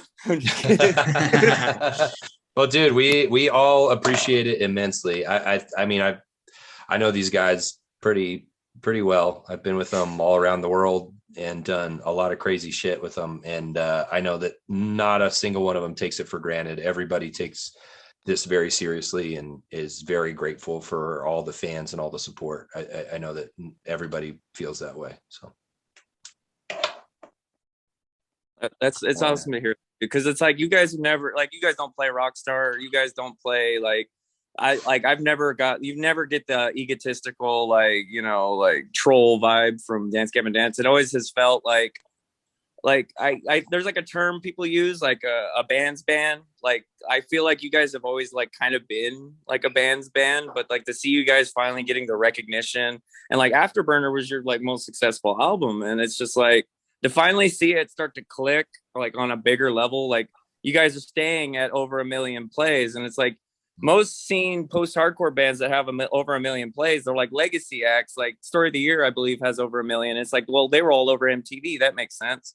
But the fact that Gavin Dance has like grinded and worked and like networked and like worked with their fans just to show them that they appreciate them, it's just like, you guys have done it right. Like, you know, like that's what bands should do. Like, no, like Gavin Dance has had every reason in the world to break up. Every band that's broken up beforehand has used reasons that Gavin Dance has experienced, and they crumble. But Gavin Dance is like, yeah, fuck that, bro. We're just gonna keep going. Like, why stop? Like, why is the good time gotta stop? Yeah, none of us really. I mean, there's plenty that everybody in dance is talented. Like, we would find something to do, but nobody's gonna settle for that. Like, we're all in. We all want to do this in perpetuity as long as we can. If Screamo guy is still ruining it at 50, I think that's a successful fucking run. I think that, you know, we all try to stay healthy and try to stay focused and committed to this whole thing. And that's, you know, that's just part of the process. It's been awesome. I've enjoyed every minute of it. So. Hell yeah, dude. And like, the level of working and like just like hustle and grind, and just like the fact that you stuck with it. Like, you hear a rumor, people be like, oh, why isn't Andrew official? Why isn't this? And I'm sure, like, you know, that's probably a good reason why you're not on social media, so you don't have to hear people trying to get in your head, and just like, because fans don't know what's going on. They have like the smallest 1% inkling, but like sometimes people say shit and it's just like, hey, like, you don't know what's going on. Like, maybe don't put those thoughts in my head and make me think. Yeah. Don't make me think crazy because you don't know what's going on. Like, you know, yeah, it's just. I've heard it all. I mean, the first couple years made a lot of sense because it was a new thing. I was being vetted as like a touring artist to hold my own as an instrumentalist as well. And that's kind of how it was. That's how it is in every band for a while. I mean, there's a lot of bands that stick with touring members for years. I mean, I don't know. Deftone. Exactly. They just had that, and It's just like, I feel for that dude, because it's that is unfortunately how the music industry functions. I'm not going to be like I'm not going to beat around the bush. Like, that is how it works. Is if you're an established band, you try to make do with what you got, and you try to work with who you can, and sometimes it works out and sometimes it doesn't. And it's unfortunate that guy put in 12 years of his time to kind of get, you know, I mean, he seemed very amicable about it from what I heard. And people have to make judgment calls. You know, there are points, like, if I can be straight up with you and say, if Dance and I didn't come to like a good agreement on this record, I probably wouldn't be continuing with music, period. I probably would put out one more Eidola record and then I would be done, because at that point it needs to be financially viable. Like, I just turned 30, and I respect anyone that can tour in a van at that age, but I don't want to be that guy. I really don't. I am grateful for everything I've got. I'm grateful for the support that I've gotten. The financials on it are great, but if this wasn't going to move forward, I would need to look at other options that give me a little bit more security in the long run. And I'm not. 100%. There's nothing wrong with that at all. Yeah. Like, that's logical. Like, you got family, you got a house, you got a future, like, with people that you care about, that you want to look out for. And it's just like, you got to do what's right for you and your own, you know, like, your life matters, man. Yeah. I will say one of the most common misconceptions that I've heard from friends of mine that they see online is like, that I refused to join because Eidola, I was doubling down on Eidola, or I wanted to stick with this whole thing. And that actually wasn't the case. I don't know where that really cropped up. Maybe I said that when I was drunk or something to someone. But that wasn't really the case. I would say they did ask me to join before Afterburner. That's like a confirmed thing. So they did ask me to join before Afterburner. And at the time, my mental health was so bad that I didn't know, to be honest with you, I didn't know if I was going to be alive the next year. I really didn't. And when they offered me that, I said, I want this. This is what I've worked my whole life for, but I can't in good faith take this position because I need to get my shit together first mentally. Like, I need to go to a program where I can get my mental health in check. I need to see a psychologist and, see somebody who can, like a therapist that I can work through some of this stuff with and get myself in like a better physical and mental space. And the other thing is I want to contribute more. I want to feel like the record that we make is a record that we make together, not a record that I'm just like kind of a one-off collaborator on. I want it to feel like a band. I want it to feel like the six of us really coming together and doing something special. And I want to be in the best condition I can be because I respect the legacy so much. I respect these five dudes immensely. I respect what they built. I don't want to be a hindrance on that. And at the time I was like, I think I might be. I'm too mentally unstable to really be able to commit to that. And so I told him, I said, listen, let's keep working together. I want to get the help that I need. I want to go to and get a therapist. I want to get on my own feet, and I want to contribute. And if at the end of that process, we have a record that's really good and I'm in a much better place, then I am 1000% game. Let's get the contract going. Let's go. And that's exactly what happened. I've been in therapy every week since then. I'm in a much, much better place than I was, 4 or 5 years ago, back in 2017, 2018. And my physical and mental health are better than ever. So when I signed that contract, I was like really ready to take that step with that band and pay respect to the legacy and bring my best to the table. And I got buff during that time. It's like, well, you got to give me time to get buff, dude. You got to give me a couple years to work out. Like I got to get shredded, dude. So, just make it a little lighter, but yeah, that's essentially what happened. And that's been and then COVID hit right after Afterburner. So it was like, literally like it would have happened even quicker if COVID didn't happen. So, I think that just kind of like, I don't think anybody was ready for that. I don't think we ever planned for something at every level, because it's not just like, I think every level of the industry from the tippy top to the very bottom felt COVID. I think we all as a society and as a world population felt COVID. And I don't think once in a century pandemic, like literally. Yeah. For real. I don't think anybody could have factored like how long and how much that would have affected us. And I think, unfortunately, in another 100 years, I hope they're a little more prepared than we are. You know what I mean? Mm-hmm. They're human beings, so probably not, but we can hope. But hey, I appreciate you sharing that stuff with us, because I mean, I guess I can't speak for Ryan or Colin, but I definitely been through some like similar things in my life before. So yeah, it's really nice to hear that you got through it and you continue to be successful. Thanks, man. It gives me some stuff to look forward to. I try. It's an interesting thing, because it's something I feel like we all go through to an extent. Like everybody has something, whether it's anxiety or depression or bipolar or anything. And it's tough. It's a struggle, because the culture tells you to just, we need to take mental health more seriously, and then laughs in your face when you try to get help and try to sort that out. And it's rough. And so the more you can team up with other people that have been through it, I think the more that healing we can all experience through that. And I don't share it too often, because again, I'm not super public. Like, I love doing interviews like this with good people that are genuine. I don't do a lot of pop culture interviews, and I don't talk a lot about myself or put myself out there. Like, I'm not going to make it like a spectacle to be like, oh, I have mental health problems, please pity me. It's like, no, I'm going to try to deal with that on my own, like with help, obviously, but like, I'm going to try to deal with that and not make it everybody else's problem. And then like, when I can really take the steps necessary to better myself, then I can kind of talk about it in retrospect and hopefully offer some hope or some help to people that are struggling, because there are tools out there. I know therapy is really expensive. I know, counseling and medications are expensive, but I think if you are out there and you're struggling, it's really worth your time to lean on your support system and try to get help.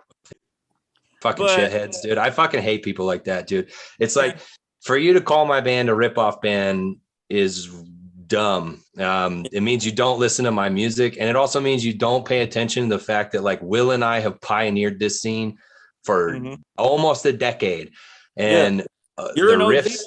Yeah, dude, the riffs that I write get talked about. It's Deception and Chucky and some of these fucking riffs, like, that people don't know that I write because I wasn't an official member. And then they want to go and be like, oh, well, that guy's in that band, so his band's a ripoff band. It's like, no, go fuck yourself. Like, go listen to my music and go tell me that it's a ripoff band. And say it to my face, and I'll tell you a million reasons why it's not. And I'll tell you all the riffs I wrote that you love, and then you can fucking tell me in my face it's a ripoff. So yeah, if you want a blacklist, you fucking let me know, dude. I'll make sure they never fucking play a show again. You're fine. I'm just teasing, but yeah, you're better off, dude. You don't need people like that in your life. People that are negative.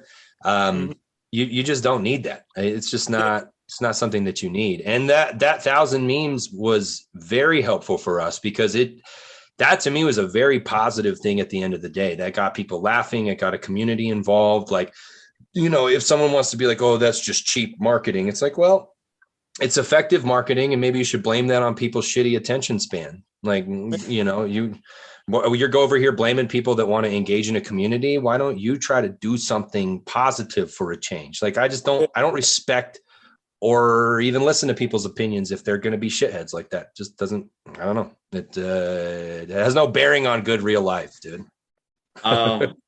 Do you think like 1,000 memes like sped up any of the legal process at all for y'all, or do you think and then have any fun? Not on that.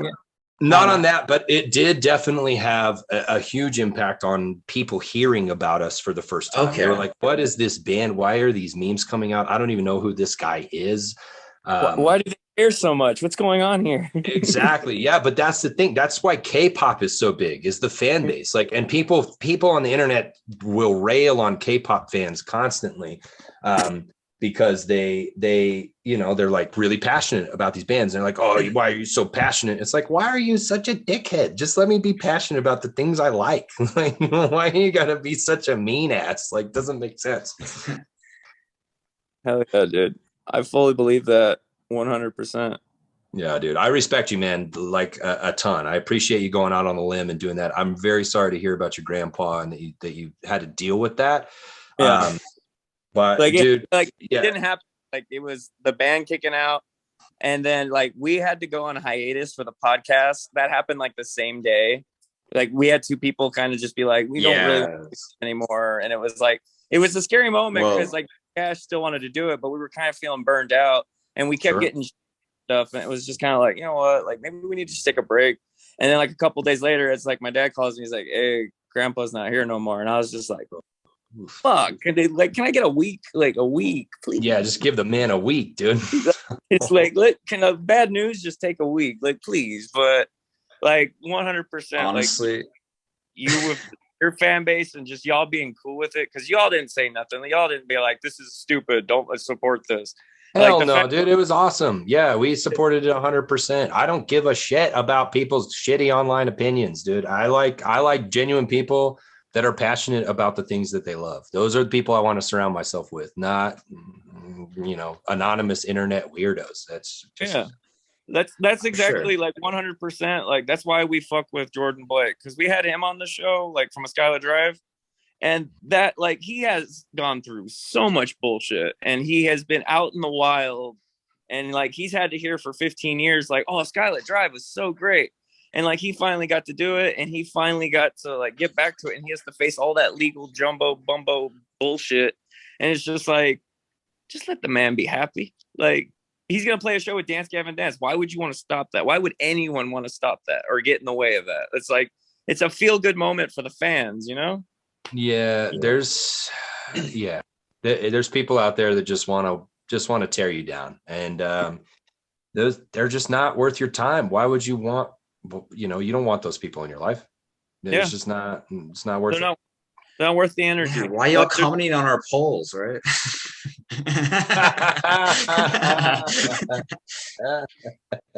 Yeah, we had you on our March Madness poll. How far did Eidola get past the first round? Yeah, y'all got upset by Alisana. Oh yeah, I was like, Eidola is gonna go like at least 2 or 3 rounds, and like, nope, Alisana got you. Alisana's got some. They've got some diehards, man. I respect for sure. that. I remember. I didn't actually know about that until our manager in the DGD group chat, he messaged about it. He's like, "You guys are getting beat by the deer hunter," and I was like, "I don't even know what this is." And he was like, "It's an online poll." I was like, "I had no idea that it reached that far." I mean, yeah, dude. He was like, "You guys, maybe we should tweet something." I was like,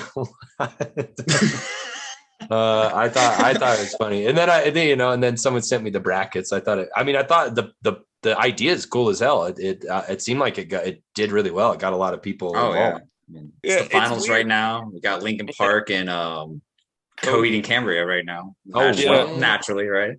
It's like sitting at it's almost past 4,000 reacts, and I think since you did the 2-day thing, because I think the most reacted poll on this was Chiodos versus somebody. Was it Deer Chiodos? And no, it was either that or it was Isles and Glaciers and Strawberry Girls. No, it wasn't Isles and Strawberry Girls. I believe that one was pretty big. Yeah, it was the Deer Hunter one, I believe, because Deer Hunter was commenting, motherfucker. Oh yeah, the dance. Yeah, they are. I can't believe Gavin Dance lost, dude. Like, because Lincoln Park, I know. Like, it's crazy because we've run like these polls. Like, this whole tournament thing got like set up because like I started doing like album polls and stuff. Hey, and I did it first. Yeah, yeah. Are you aware of that ZZ Top has an album called Afterburner?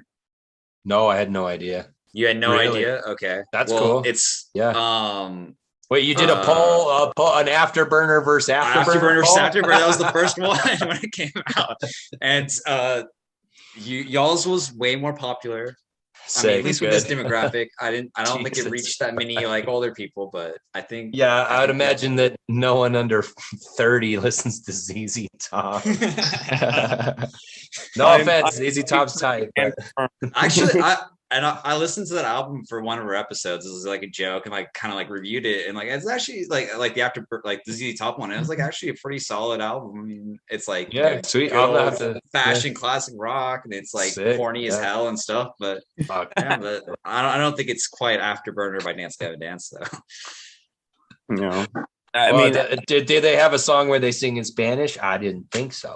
They might actually. I mean, they're maybe. They've been known to do that stuff, but it's like that meme, like copy my homework, but don't make it obvious. Throw Spanish. You ever sing in Spanish, Andrew? I would butcher it so bad, dude. I don't even. No way. I mean, I think. Yeah, I would say no. I would butcher it so bad.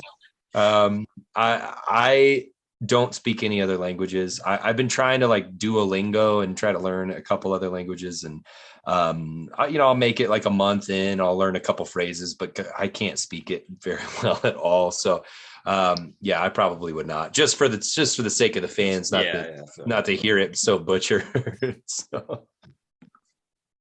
I mean, I would give you a fair shot just to see what it sounds like, because I'm sure. Yeah. Or if John wants to sing in Spanish, or John wants to scream in Spanish, that would be awesome too. Probably. I want John to scream in Japanese, dude. Japanese, that's what I was just thinking. What? Like, I have an idea. What if you like, because you got like 4 different vocalists. You get Will Swan rapping in German. You get 4 languages. You got French, Spanish, German, Japanese. 4 different languages. We're really going hard. We're covering the whole spectrum.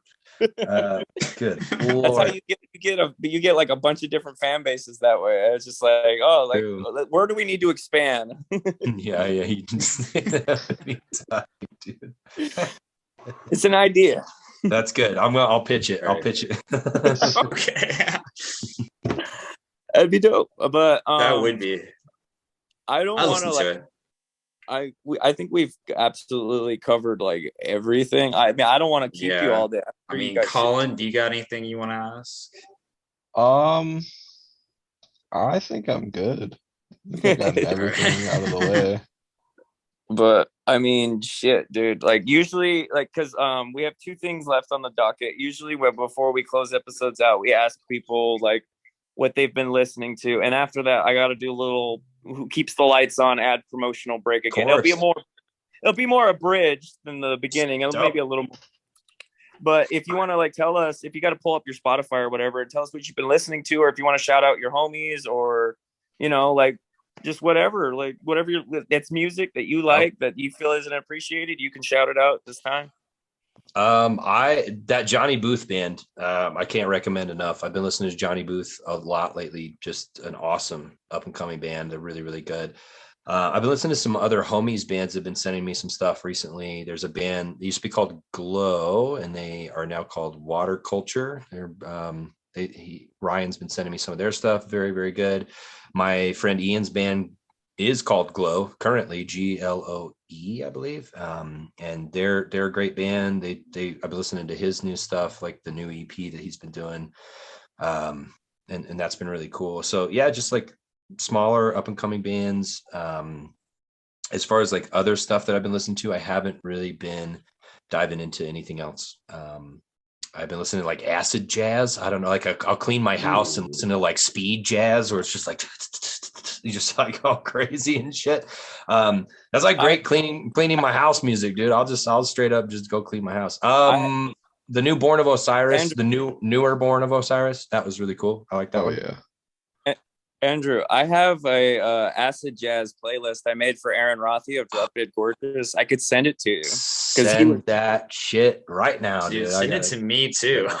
Yeah, because I was just talking to Aaron. We got talking about Beach Boys, and he's just like, "Oh, I love all kinds of music." And I was just like, "Here, I sent him this Japanese jazz that I listen to," and he's like, "What is this? Oh, yeah. You got more of this kind of stuff?" And I was just like, "Yeah." I made him a whole YouTube playlist, and I sent it to him. And send it, please. That sounds awesome. Yeah, and that would be dope. Yeah, but continue. Sorry, I didn't mean to interrupt. Oh no, you're good. No, I love that. I that Born of Osiris record, Angel or Alien, whatever the fucking title was. That record was really good. I enjoyed it. I liked a lot of the songs off of it. I know it's not like the newest release, but it is really good. The new Veil of Maya stuff is awesome. I'm stoked for them to drop that. That's been, those guys are all incredibly talented. Lucas really pushes himself vocally on the new stuff. He's a good friend of mine and does a great job. So I think those are kind of my listening recs lately. They've been a little more on the heavy side, and then just acid jazz for when I clean my house. Without a doubt, dude. Actually, I totally forgot one thing. Like, I know I was trying to like let you go, and we still have that. I'm chilling, dude. But I had asked our socials if they had fan questions. Do you have time for fan questions? Absolutely. Yeah. I don't have anything the rest of the night. My last client canceled, so I'm just going to go to the gym at some point later. So I'm chilling. All right, cool.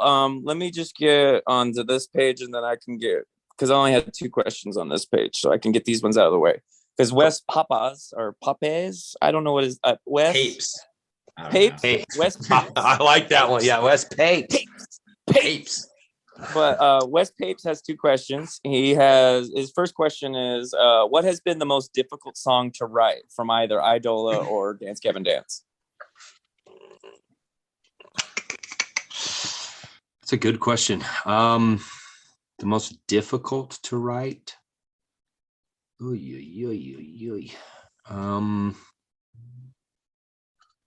mean, I would say this isn't going to be a super satisfactory answer, so I'll come up with 2. The closer on the new Eidola record has been a pain in my ass for like 6 months. I'm trying to go big with it. I'm trying to like combine elements of the motifs of all of the closers on each of the records, and it's been frustrating trying to get all of that to work together. So that one's been my hardest for sure. prior to that, I would say Forgotten Tongues off of The Architect for Eidola. That song went through probably 6 or 7 different iterations before we finally decided like this is the song. That was a little tricky. And then Dance Gavin wise, I don't know what Will would say, but the most technically challenging, I would say one of the more technically challenging ones is a track off of the new record. It's the kind of the grand opening track. That was a one that Will and I co-wrote that technical guitar is pretty fucking tricky. And it turned out great, but it was, we had to spend some time with it. Like he sent me his stuff and it was like, oh, this is like fast, technical, Chucky style riffing. And so we had to really make sure all the parts worked together. And then it has like some really cool, clean section stuff on it. So that would be my answer. So, Forgotten Tongues and then opening. Awesome. And his second question is, what would be if you could do a dream tour lineup with either Gavin Dance or Eidola, what bands, like any bands, dream tour lineup? I mean, I would love to do DGD with like something way out of left field, so like a pop artist of some kind, like a Dua Lipa or all right. Christina Aguilera, Weird Al, and Charlie XCX. Yes, yeah, exactly, yeah. I've heard that name. I've been hearing that name a bunch. What Dude, is that? She just dropped an awesome album. She's like hyper pop. I love her, man. I got her as my saver on my phone. Like she's awesome. And I mean, she's been like collaborating with people forever. Like that Iggy Azalea song. She did that one. She did that Icona Pop. Like she did that one. Like so, she's been around forever. But yeah, I mean, her new album's weird because it's like I felt like it had like a lot of anticipation, and it might have been like below that level, but like it's kind of growing on you, which I think is probably good. Like that's like a kind of, if you're gonna have an album, it's like that's probably the way to do is have it grow on you rather than just you drop it after a few weeks. So yeah, definitely.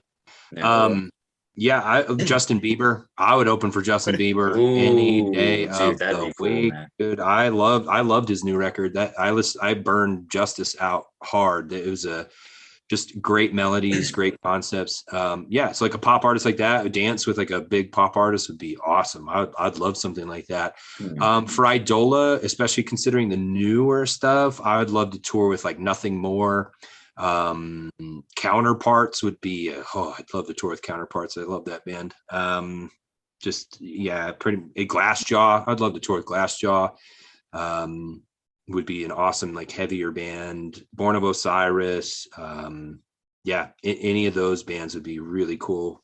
Like the new Eidola, I can't really overstate how heavy it is. It's going to be way different. It's like Mutual Fear times 10 for like pretty much the whole record. So it's all drop tuned, so my voice just fucking just shines over that whole thing.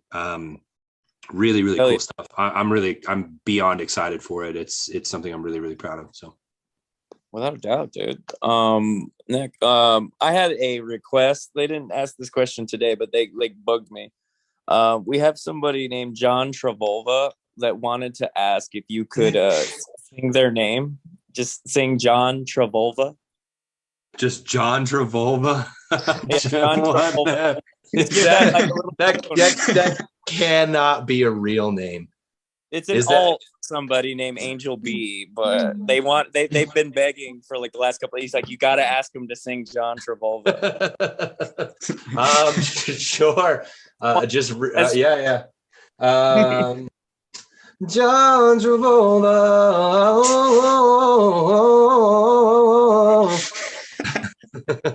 Nice, dude. That was awesome. Thank you. A little pitchy acapella for you. Damn, that's so good. I don't think Next question. Fuck. Daniel Coran asks, what are your like inspirations for your lyrics? I know you kind of covered that, but like, what's your inspiration for lyrics? Like, do you like read a book, or do you like see a TV show, or do you like look at like a dog walking on the grass and you're just like, I got an idea?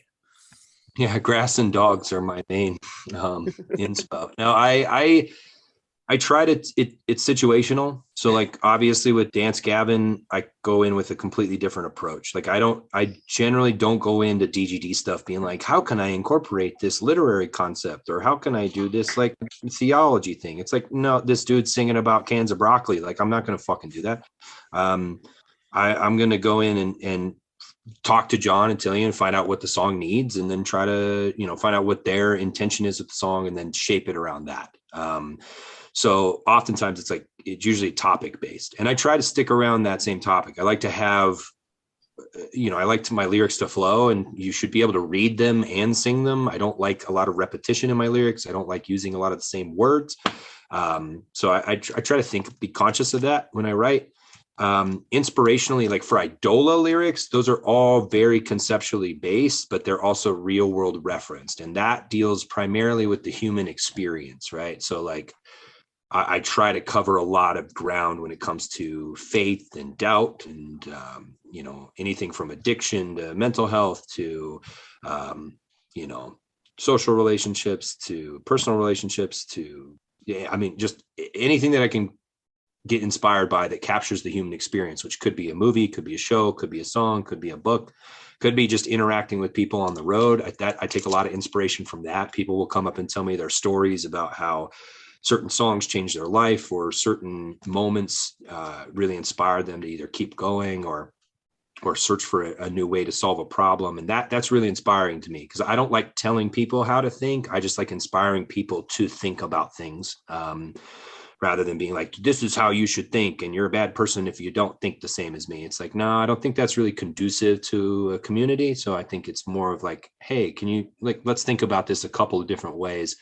I try to capture that in lyrics as best I can. So do you think it's like refreshing to like approach like songwriting or lyrics so differently in like your two different projects? Or I do. Yeah. For me creatively, I like it a lot. It gets lost on some people. Obviously, some people don't pay attention to lyrics. Some people don't pay attention to the differentiation, but I'm not really singing for those people. So right. if they like it, great. If they don't, that's fine. I just like to sing and I like to play. And if that resonates with you, that's awesome. So, but yes, it is like it is refreshing for me to be able to go and, and try new things with both projects and have different mindsets about it. Okay, that's cool. Hell yeah, dude. I love that answer.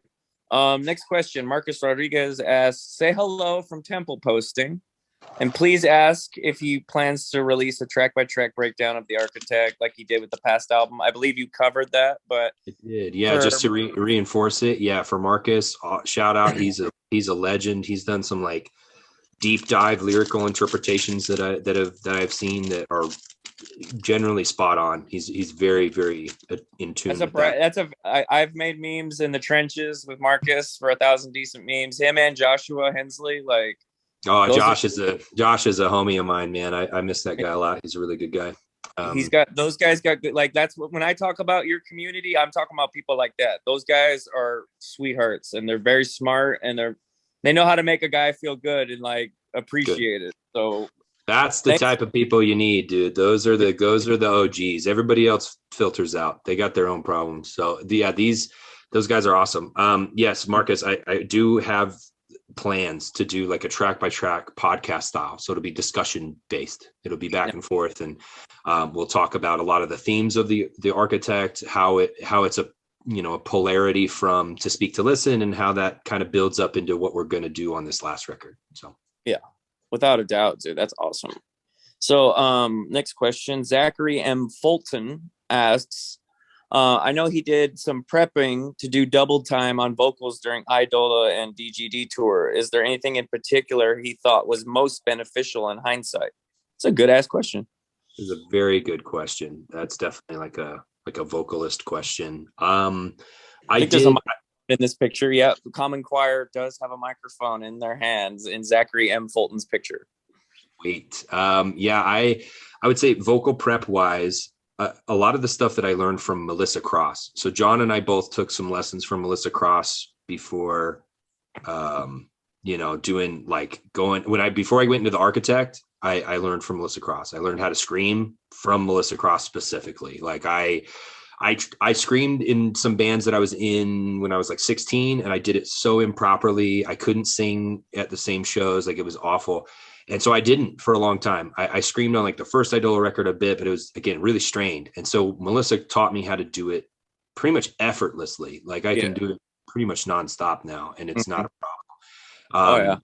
So utilizing those techniques, utilizing what she taught me. I also learned from a guy named Eric Arsenault back in the day, and then a guy named Per Bristow, that all have different techniques. Eric is more of like an R&B style guy. I took some courses from him. I took courses from Per Bristow. This is earlier on.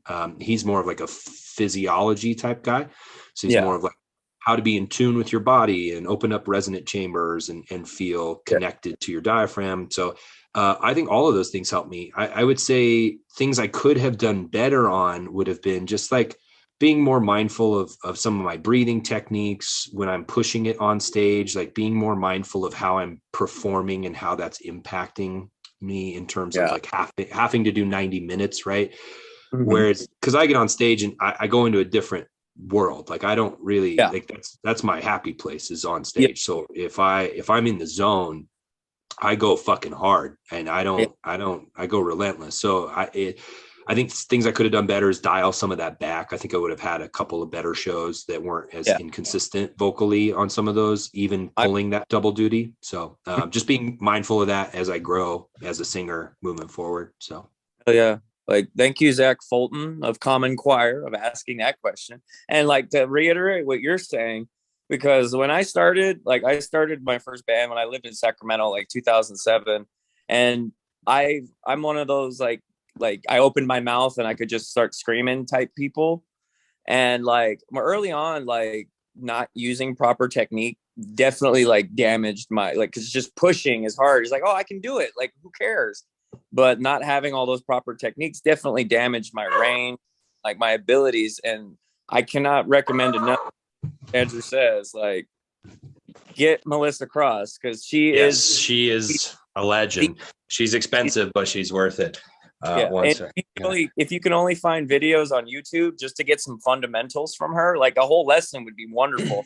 But definitely, she's awesome.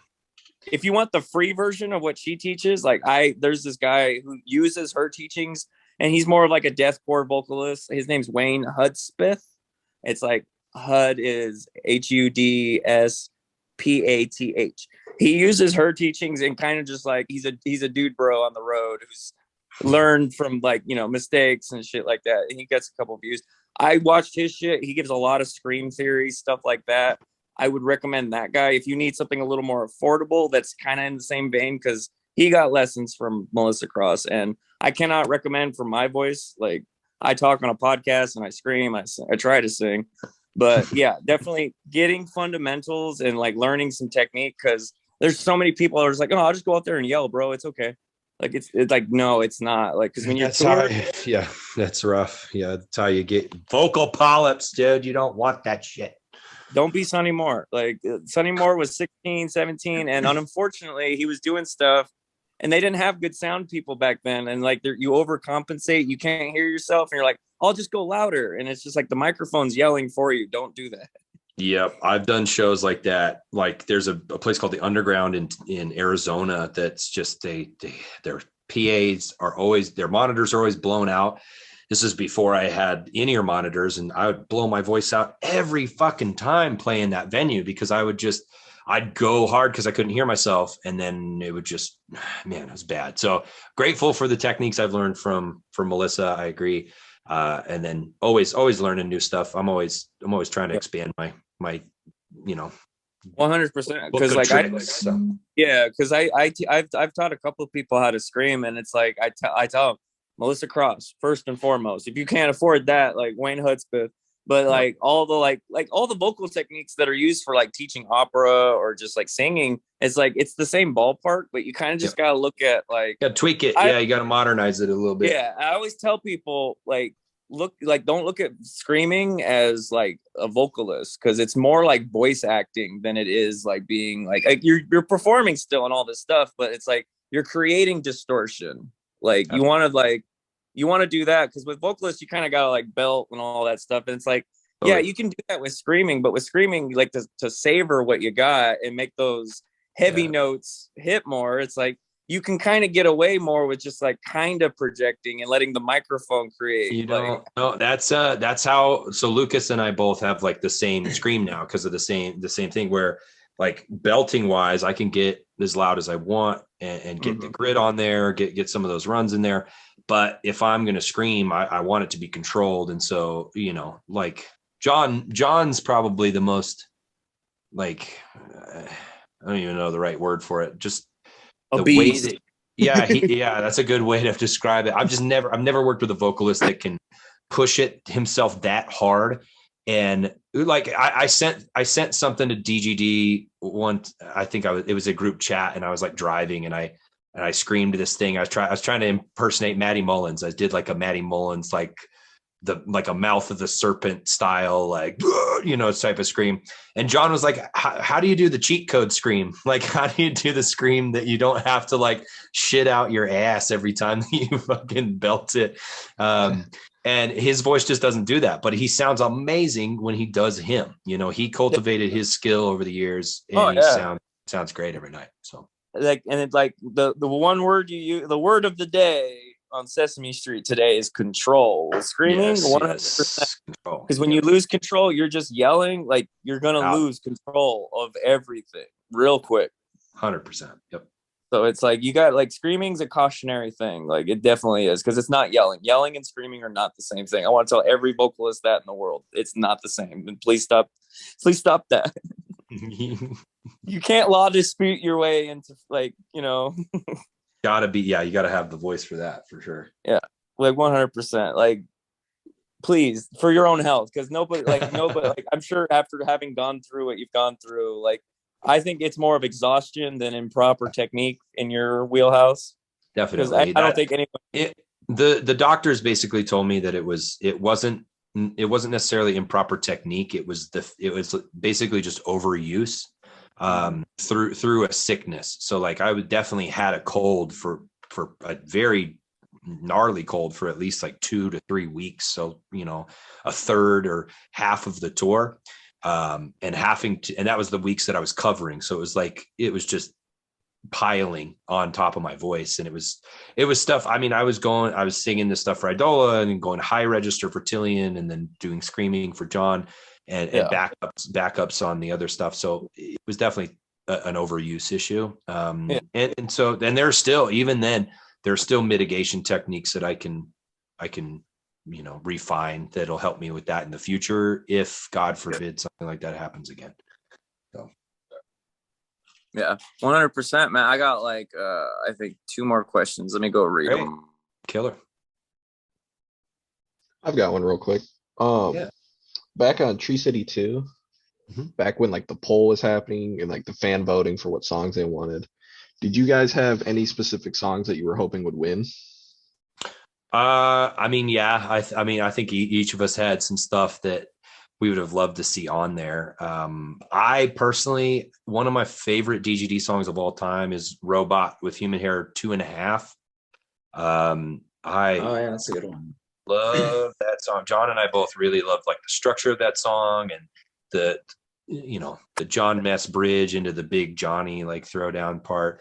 I would have loved. I got the opportunity to play that song a few times, like during 10-year tour in Europe, and it's an awesome song. I would have loved to do something like that. Pounce Bounce was discussed at one point. That would have been a really cool one. Or Thug City. I can't remember, one of those. Ooh, yeah. Thug City was discussed. I think Elder Goose got discussed. So I think that's a lot of BBM2 stuff that would have been fun. Yeah. We did kick around the idea of like having me do some of that stuff, like Blue Dream. We kicked around that idea, and then we ended up pitching it up for Tillian, which I think just makes sense because that's more close to what we do live. Like that's what we would have done live, and it's supposed to be a live album. So I think that was kind of the intention there. There's some Instant Grat songs that got brought up, like Eagle vs. Crow would have been really fun to do live. I was stoked we got to do Jesus H. Macy. Yeah. That You know song. what? The one Dang. song I feel like I would love to hear y'all do, because I feel like it's probably easily one of the most like epic Gavin Dance songs of like all time. And like, while I would love to hear y'all do Powder the People, I think Open Your Eyes and Look North is like a quintessential like aside rapping, like it's just a whole soundscape of like what Gavin Dance offers in terms of like. Love that song. Yeah. We got to play it. We played it for like a week on a tour one time and nobody knew it. So we took it out of the set list, but I was bummed because I love that song. It's so good. But yeah, like a lot of the newer fans just don't know a lot of the deep tracks, which is understandable. They're, they like the new stuff. They like the Tillian stuff. And how dare they like the stuff that you guys are making? I know, dude. It is cool, but those throwback songs are really fun. I mean, I Open Your Eyes would have been really cool. Ooh, yeah. Just hearing you do that bridge, dude, would be like, like mind blowing. I mean, Without Love, like, oh, dude, like, do it. Just Tree City Sessions 3, like, is that gonna ever happen, you think? Or I wouldn't tell us even if it was. I mean, I can tell you it's not in the works for sure right at the moment. Not right now. I mean, the year that we have, but I mean, I would love to personally. I think a lot of the guys in the band would be open to it. It's always a fun time. We always get like new artwork and there's always like some vinyl variants that fans really enjoy. So it's cool to do that. And there's a whole back catalog of material. It would be crazy to get to a point where we've re-recorded the entire back catalog for 4 records between, a bunch of Tree Cities. I mean, that's like really hopeful for the long run. But I would love to do it. I think it'd be a lot of fun. I had a great time the last time we did this one. So, all right. I mean, I would love it for sure. Yeah. I like one of my favorite things about Tree City Sessions too was essentially like it had to be the hype. Like everything leading up to that, it was just played so perfectly. At the whole, yeah. It's just like all the teasers and like the little videos and just like the way it started and like just the little like cartoons and stuff. It's just like it was like a treat for like if you're a long time new Gavin Dance fan, it didn't matter. It felt like a treat. It felt like a cookie, Totally. Yeah, that person who like took a picture of the bridge from their apartment like while you were doing it and tweeted it out, like that was like I mean, we had people. I was surprised more stuff didn't get posted from what I heard there because we had, good 10, 15, 20 people like standing at the edge of the bridge. It's like police barricaded. There's like police cars with their lights on. It's like fully closed off. And they just stood there for like an hour, filtering in 10, 15, 20 people. And it's like, you guys could be at Joe's Crab Shack watching this show. You're just going to stand in the fucking cold. We're going to get one of you front row. Yeah. You could have gotten a basket of crab and just been chilling. Get all your crab at Joe's Crab Shack. Hey, Andrew Wells, pay him. Oh, Shack money. I remember standing on that bridge and we ran like Man of the Year like 3 or 4 times. And I was like, there's some fucking old couple like sitting outside eating lobster being like, what the fuck is this shit?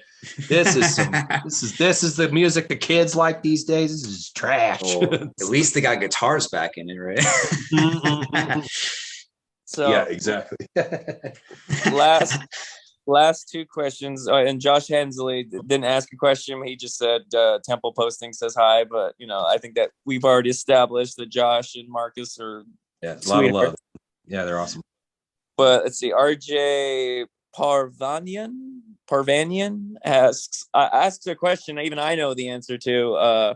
Has Andrew ever thought about offering vocal and music lessons? And I mean, I have your email, so I'm guessing like you go ahead. You can answer this. Yeah, so I do offer lessons. You can email me at that email. It's just andrewmichaellessons@gmail.com. It's I try to take on specific clientele. Like I try not to overload my schedule just so I'm not like dropping the ball when I'm on tour. And so I have a variety of clients, both like from personal training and with vocals and with guitar.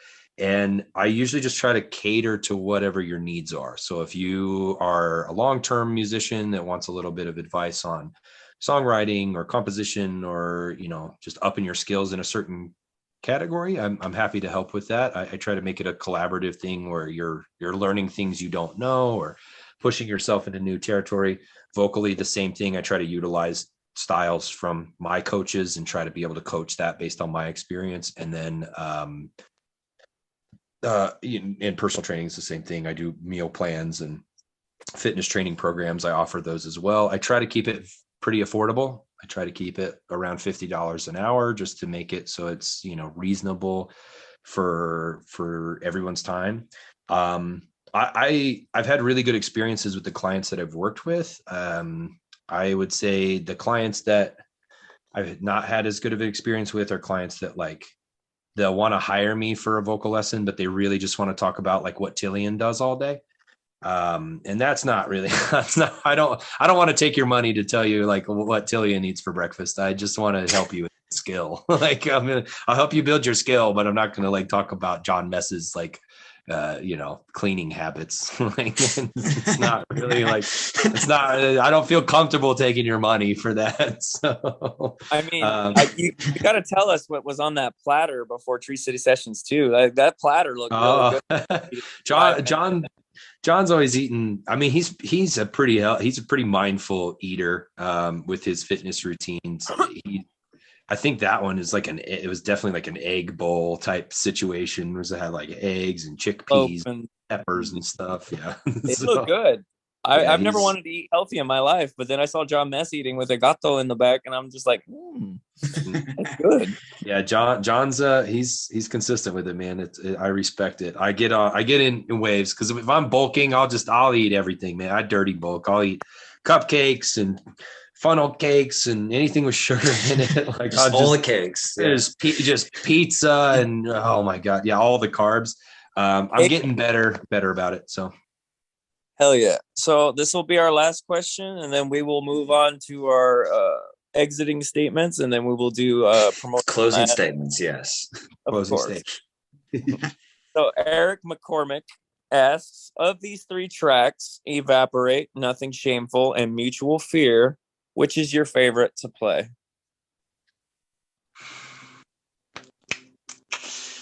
I would say probably Evaporate for me. I love all 3 of those tracks a lot. I'm really, really proud of those tracks, but Evaporate has like a really special place in my heart, both as like a performer and a fan. That was kind of the first time I felt like really genuinely like in the group, I guess you could say, like really part of something, like it was going somewhere. And so that has a lot of semblance for me, especially like playing it live and seeing people sing that back to me, and just watching the reaction is really cool. It's a really humbling thing, and I love playing that song live. I hope we get to continue to do that where we can. So, all right. Sorry, I had goldfish. They look too good. Yeah, the original cracker ones, like they're just saltines, but goddamn, they're delicious. They're like, evaporating in your mouth. Yep. Yeah, baby. Yeah. They have moisture in my mouth for sure. Well, and I'm like shoving crackers that dry my throat out. I was hungry though, but I think that's ending it on Evaporate is kind of like, that's kind of funny. I mean, that's that's a good closer, right? Yep, it's the good closer, baby. All right, so closing statements, and then we'll go into our paid ad, and we'll like let you go. But before we go, is there anything you want to say to your fans, whether they be DGD, Eidola, or like people that are passionate about your bodybuilding, or like people that are like commanding that you do a solo album? Like, do you have anything to say? Or the haters? Yeah, I'm just playing. I mean, you don't have to adjust. I got some words. No, yeah, anybody that's a fan of me and my journey from day one, or any time that you've tuned in, if you're a fan of what I do musically or otherwise, I really appreciate it. I know a lot of people don't get this opportunity, so it's not lost on me. I'm very grateful And I want to continue to work hard and be able to continue to prove myself and put out the best music that I can. So I love anybody that's a supporter of me and wants to continue to see me grow and thrive. It gives me the hope and the mindset to persevere through anything and really keep going. It means a lot to me. And I'm very grateful that I have so many people that support me versus the very small amount of haters. It's awesome. To the haters, I would say find something better to do with your time. I don't get mad because I don't really see it. But if I get somebody that sent, like a friend that sends me something, or come across it, I just kind of feel sad for those people. It's like, yeah, there are better things to do than spread hate on the internet. A lot of better things. I could think of a million. So, find better things to do with your time. Maybe find something to be happy about for once. And then, people are passionate about bodybuilding. Come say hi to me on a tour. If you see me outside or you see me at a restaurant or something, like, I'm a pretty approachable guy. I think most people would tell you that. I will never turn you down for a handshake or a picture. And if again, I'll say this again, if you can, course me with some food or the gym, I'll be your best friend, dude. I'll fucking come hang out. So, come say hi. If you see me on the road coming up, come say hi. I'd love to meet you and chat. Hearing you about the bodybuilding thing, I think one thing that the world does need is like a VHS tape of you and Bill Murray, like doing sweating it with the Bean Bros, or like the cranking 90s style, dude. Just have it all 90s edited, neon like tank, pop up video. Oh, dude, everything, bro. That's the dream. I would do that with Johnny in a heartbeat. I think he and I are pretty much at the same maxes for bench press too right now. So I think it would be sick. I would be down. Bro, you guys just like Hulk Hogan and Macho Man and just like did like video. Like, I think that would be amazing. Just, dude, yeah, I gotta reach out. I'll see if we could do like an Eidola Bill Murray co-write single and have the video be that. Man, that's a good idea. We'll reach out to you guys if that's the case. So if they do a song with all four vocalists speaking different languages and they do a Pumping It Up with the Boys, yeah, you guys are going to need some royalties on this. They heard it here first, so yeah, exactly. Yeah. Hell yeah.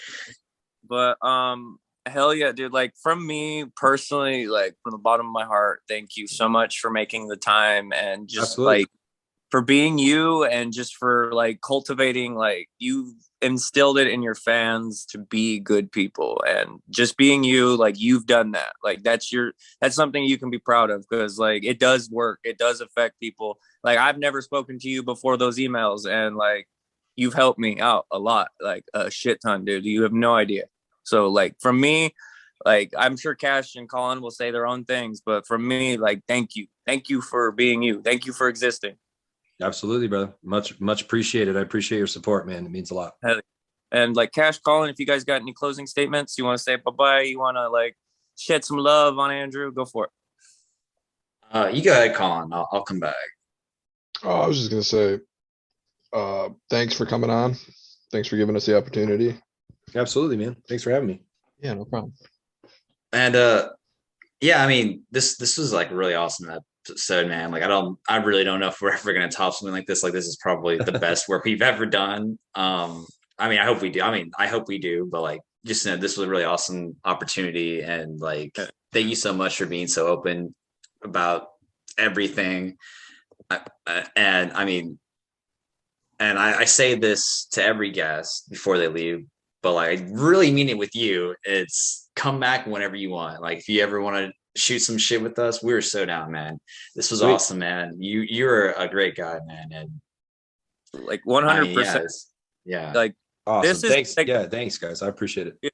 Like 100%. Before we go into this ad break, this idea, the podcast, this was Cash's idea. This guy right here, like, this is his idea. He wanted to make a podcast about Gavin Dance, and like, he reached out to like me, all these other people.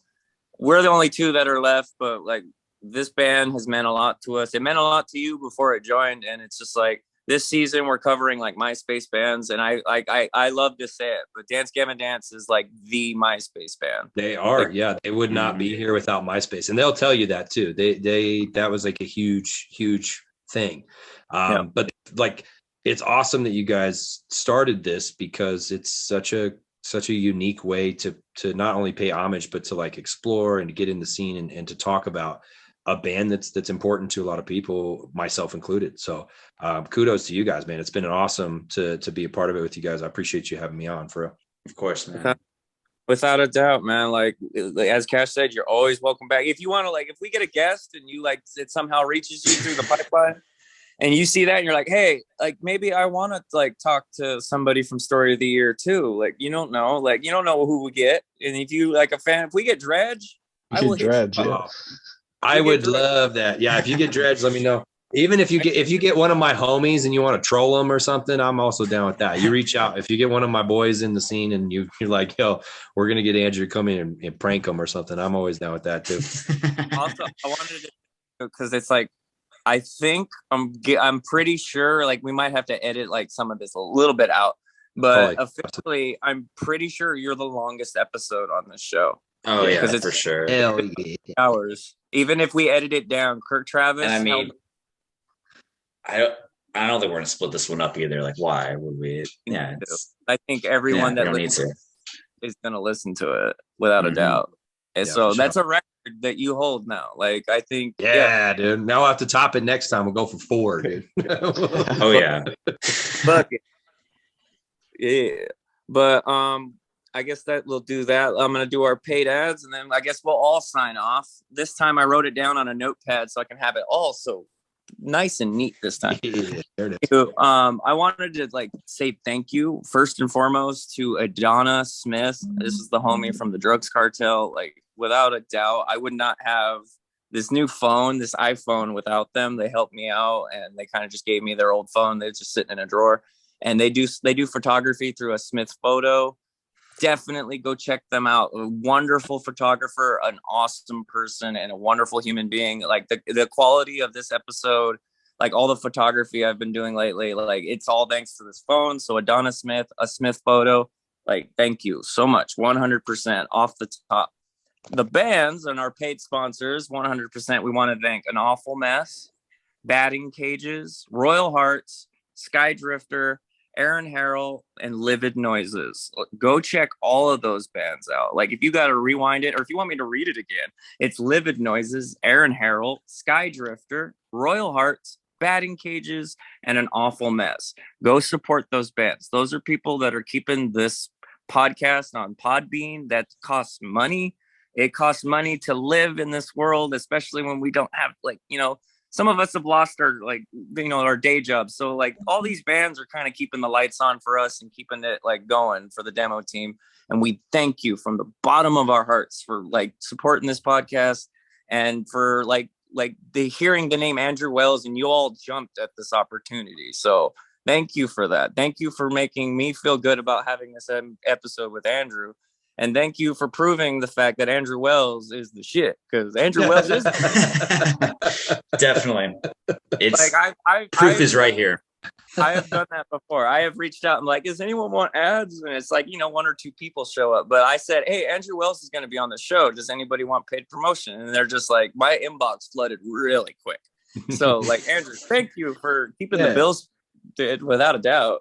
Side note, real quick. Do you say Quinn White is in, or Quinn from Marionette is in one of those names? He's going to be on our show tomorrow, and he's Aaron Harrell. He has a song with Joey Holiday out right now. He covered The Fall of Troy, and he's got a song coming out with Quinn White, and it's coming out at the end of the month, I believe, March 31st. You guys are having Quinn on? Yeah, tomorrow. I love that guy, man. I haven't seen him in ages, but we used to have some really good conversations back in the day. I got nothing but love for the guy. That's awesome.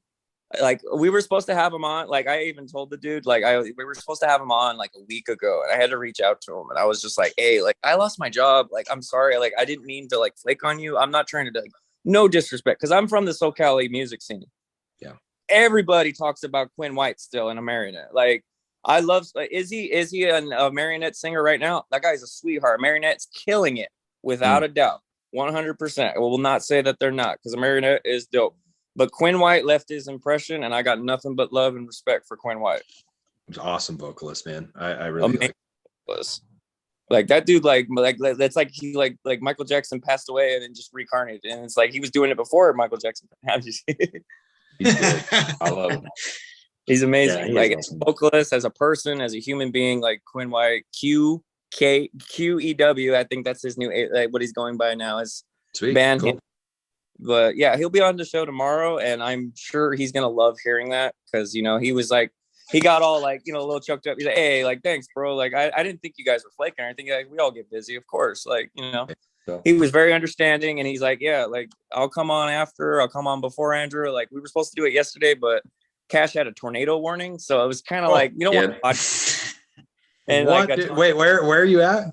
I'm in Dallas, Texas. Okay, well, yeah, it makes it. The only tornado I've ever seen was in Dallas, Texas, so it makes sense. Run. What year was it? Fuck.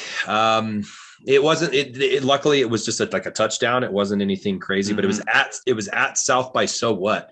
And every time I remember we were playing a main stage, and every time I was playing, and there's like just fucking circle pits, and you look up and there's a fucking tornado cloud just like spiraling down. And you're like, this is like it's chaos, dude. That's the season. It was always like in May, so yeah, that's like tornado season for sure. Yep. I mean, so yeah, I think it was South by in 2017 or 2018. Where was that located? It was 2017, 2018. Yeah, I think it's in like the Dallas Fort Worth area. Mike. Well, I know, but like, what do you remember? What like town specifically it's in? They did it in, or off the top, I'd have to go back and look at it. But I guess I'll look it up. But I mean, take a look. Yeah, they're not really that bad. Like when you're inside the city, because it's like all the heat from everything in there like creates like high pressure, whatever. I don't know. I'm not a meteorologist, but like, so you don't have to really worry about it. But I mean, like, it was like flooding, and like it was like, I don't know, water up to your calf yesterday. So like, I was kind of like, I don't know if this is going to actually work. My electricity is going to hold out, but yeah, without a doubt. I mean, it's understandable. Like, I don't think anyone, would be like, no, bro, we're doing this interview. I don't care. And I mean, like, and there was I saw a video like from the Austin area, like a tornado like picked up a car and then it dropped it down, and then the guy drove off. So like, there's like the car. He was in the car. It got picked up, put down, and he drives away. It landed on its wheels, and he drove off.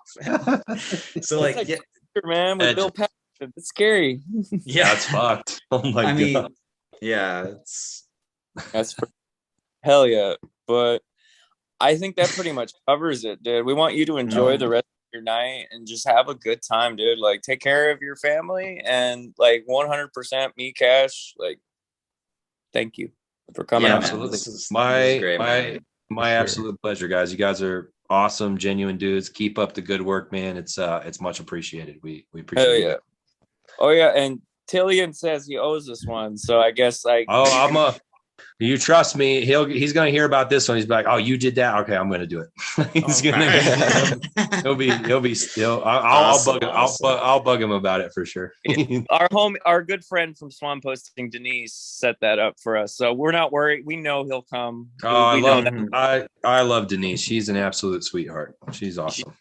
Her contribution to the scene, like, I wish I was that helpful. You know what I mean? Like, nobody really knows. Like, Denise does a lot. And like, shout out to her 100%. This podcast wouldn't exist without her 100%. Yeah, that's true. She would. But like, I tell her that all the time. It's just like, yeah, we did all the work and stuff, but like, she was a catalyst 100%. And she's awesome. She's the homie. She's the homie. I live in SoCal, so I run into her at shows. I ran at her at a Swim Gustavo show, and she sold me a T-shirt. And I was just like, "You're really cool, thank you." Yeah, she's awesome. I have nothing but love and respect for her. She's great. Awesome, dude. But we'll let you go. You're always welcome back, and we're gonna miss you, man. 100%. Hey, if you're gonna be at any of the shows, hit me up. Say hi. We'll go grab. I think we'd both love to go to Swanfest, and I really want to go to the show you're doing in New Braunfels. Oh, sweet. Yeah, dude. Yeah, if you, so yeah. well, and I guess y'all are gonna play in Rochester, so you got Grant coming and Collins in Ohio. So Yeah, I'll see you guys in Cleveland. Yeah, dude, Cleveland. Right. Yeah, if you know some good spots, what's that grilled cheese place out there? Melt or something? Something There's like like that. there's like a big grilled chease place. They do like a deep fried PB&J. Yeah. Oh yeah. Lord, I'll be back on a bulk, dude. Let's go there. I also got tickets to that When We Were Young Fest. Oh, sick. Yeah, I didn't even know about that till it got announced. And then I was like, my wife texted me and was like, is this fake? I was like, I don't even know, dude. This looks crazy. I'm trying to bust a mission to Swanfest because Jordan Blake's the homie and I want to be there for his first comeback show. And like, that's my good friend. Like I started just a fan, but like I talk to that dude on the regular. I'm very proud of him and I want to be there at Swanfest for that. And if I have another person on stage other than Sergio and Kurt, like I want to see Andrew on that stage now because that's my homie. There you go, baby. That's awesome, man. Yeah, absolutely, man. Thank you guys so much for having me. I really appreciate it. Man. You take care of yourself, Andrew, and thank you so much again. Likewise, fellas. Be well. We'll see you out there on the road. Awesome, dude. We'll take care of you, man. Okay. Always got your. Thanks, brother. I appreciate it. Have a great night, man. Thank you so much. This was great. Like I said, I don't know if we're gonna top this one, but thank you so much. Yeah, we'll top it when we do a round two. We'll do something. Yeah, we'll do something for sure. All right, fellas. Be well. We'll talk to you soon. Hell yeah, dude. Take care. All right. That's one for the books, man. Oh yeah, for sure.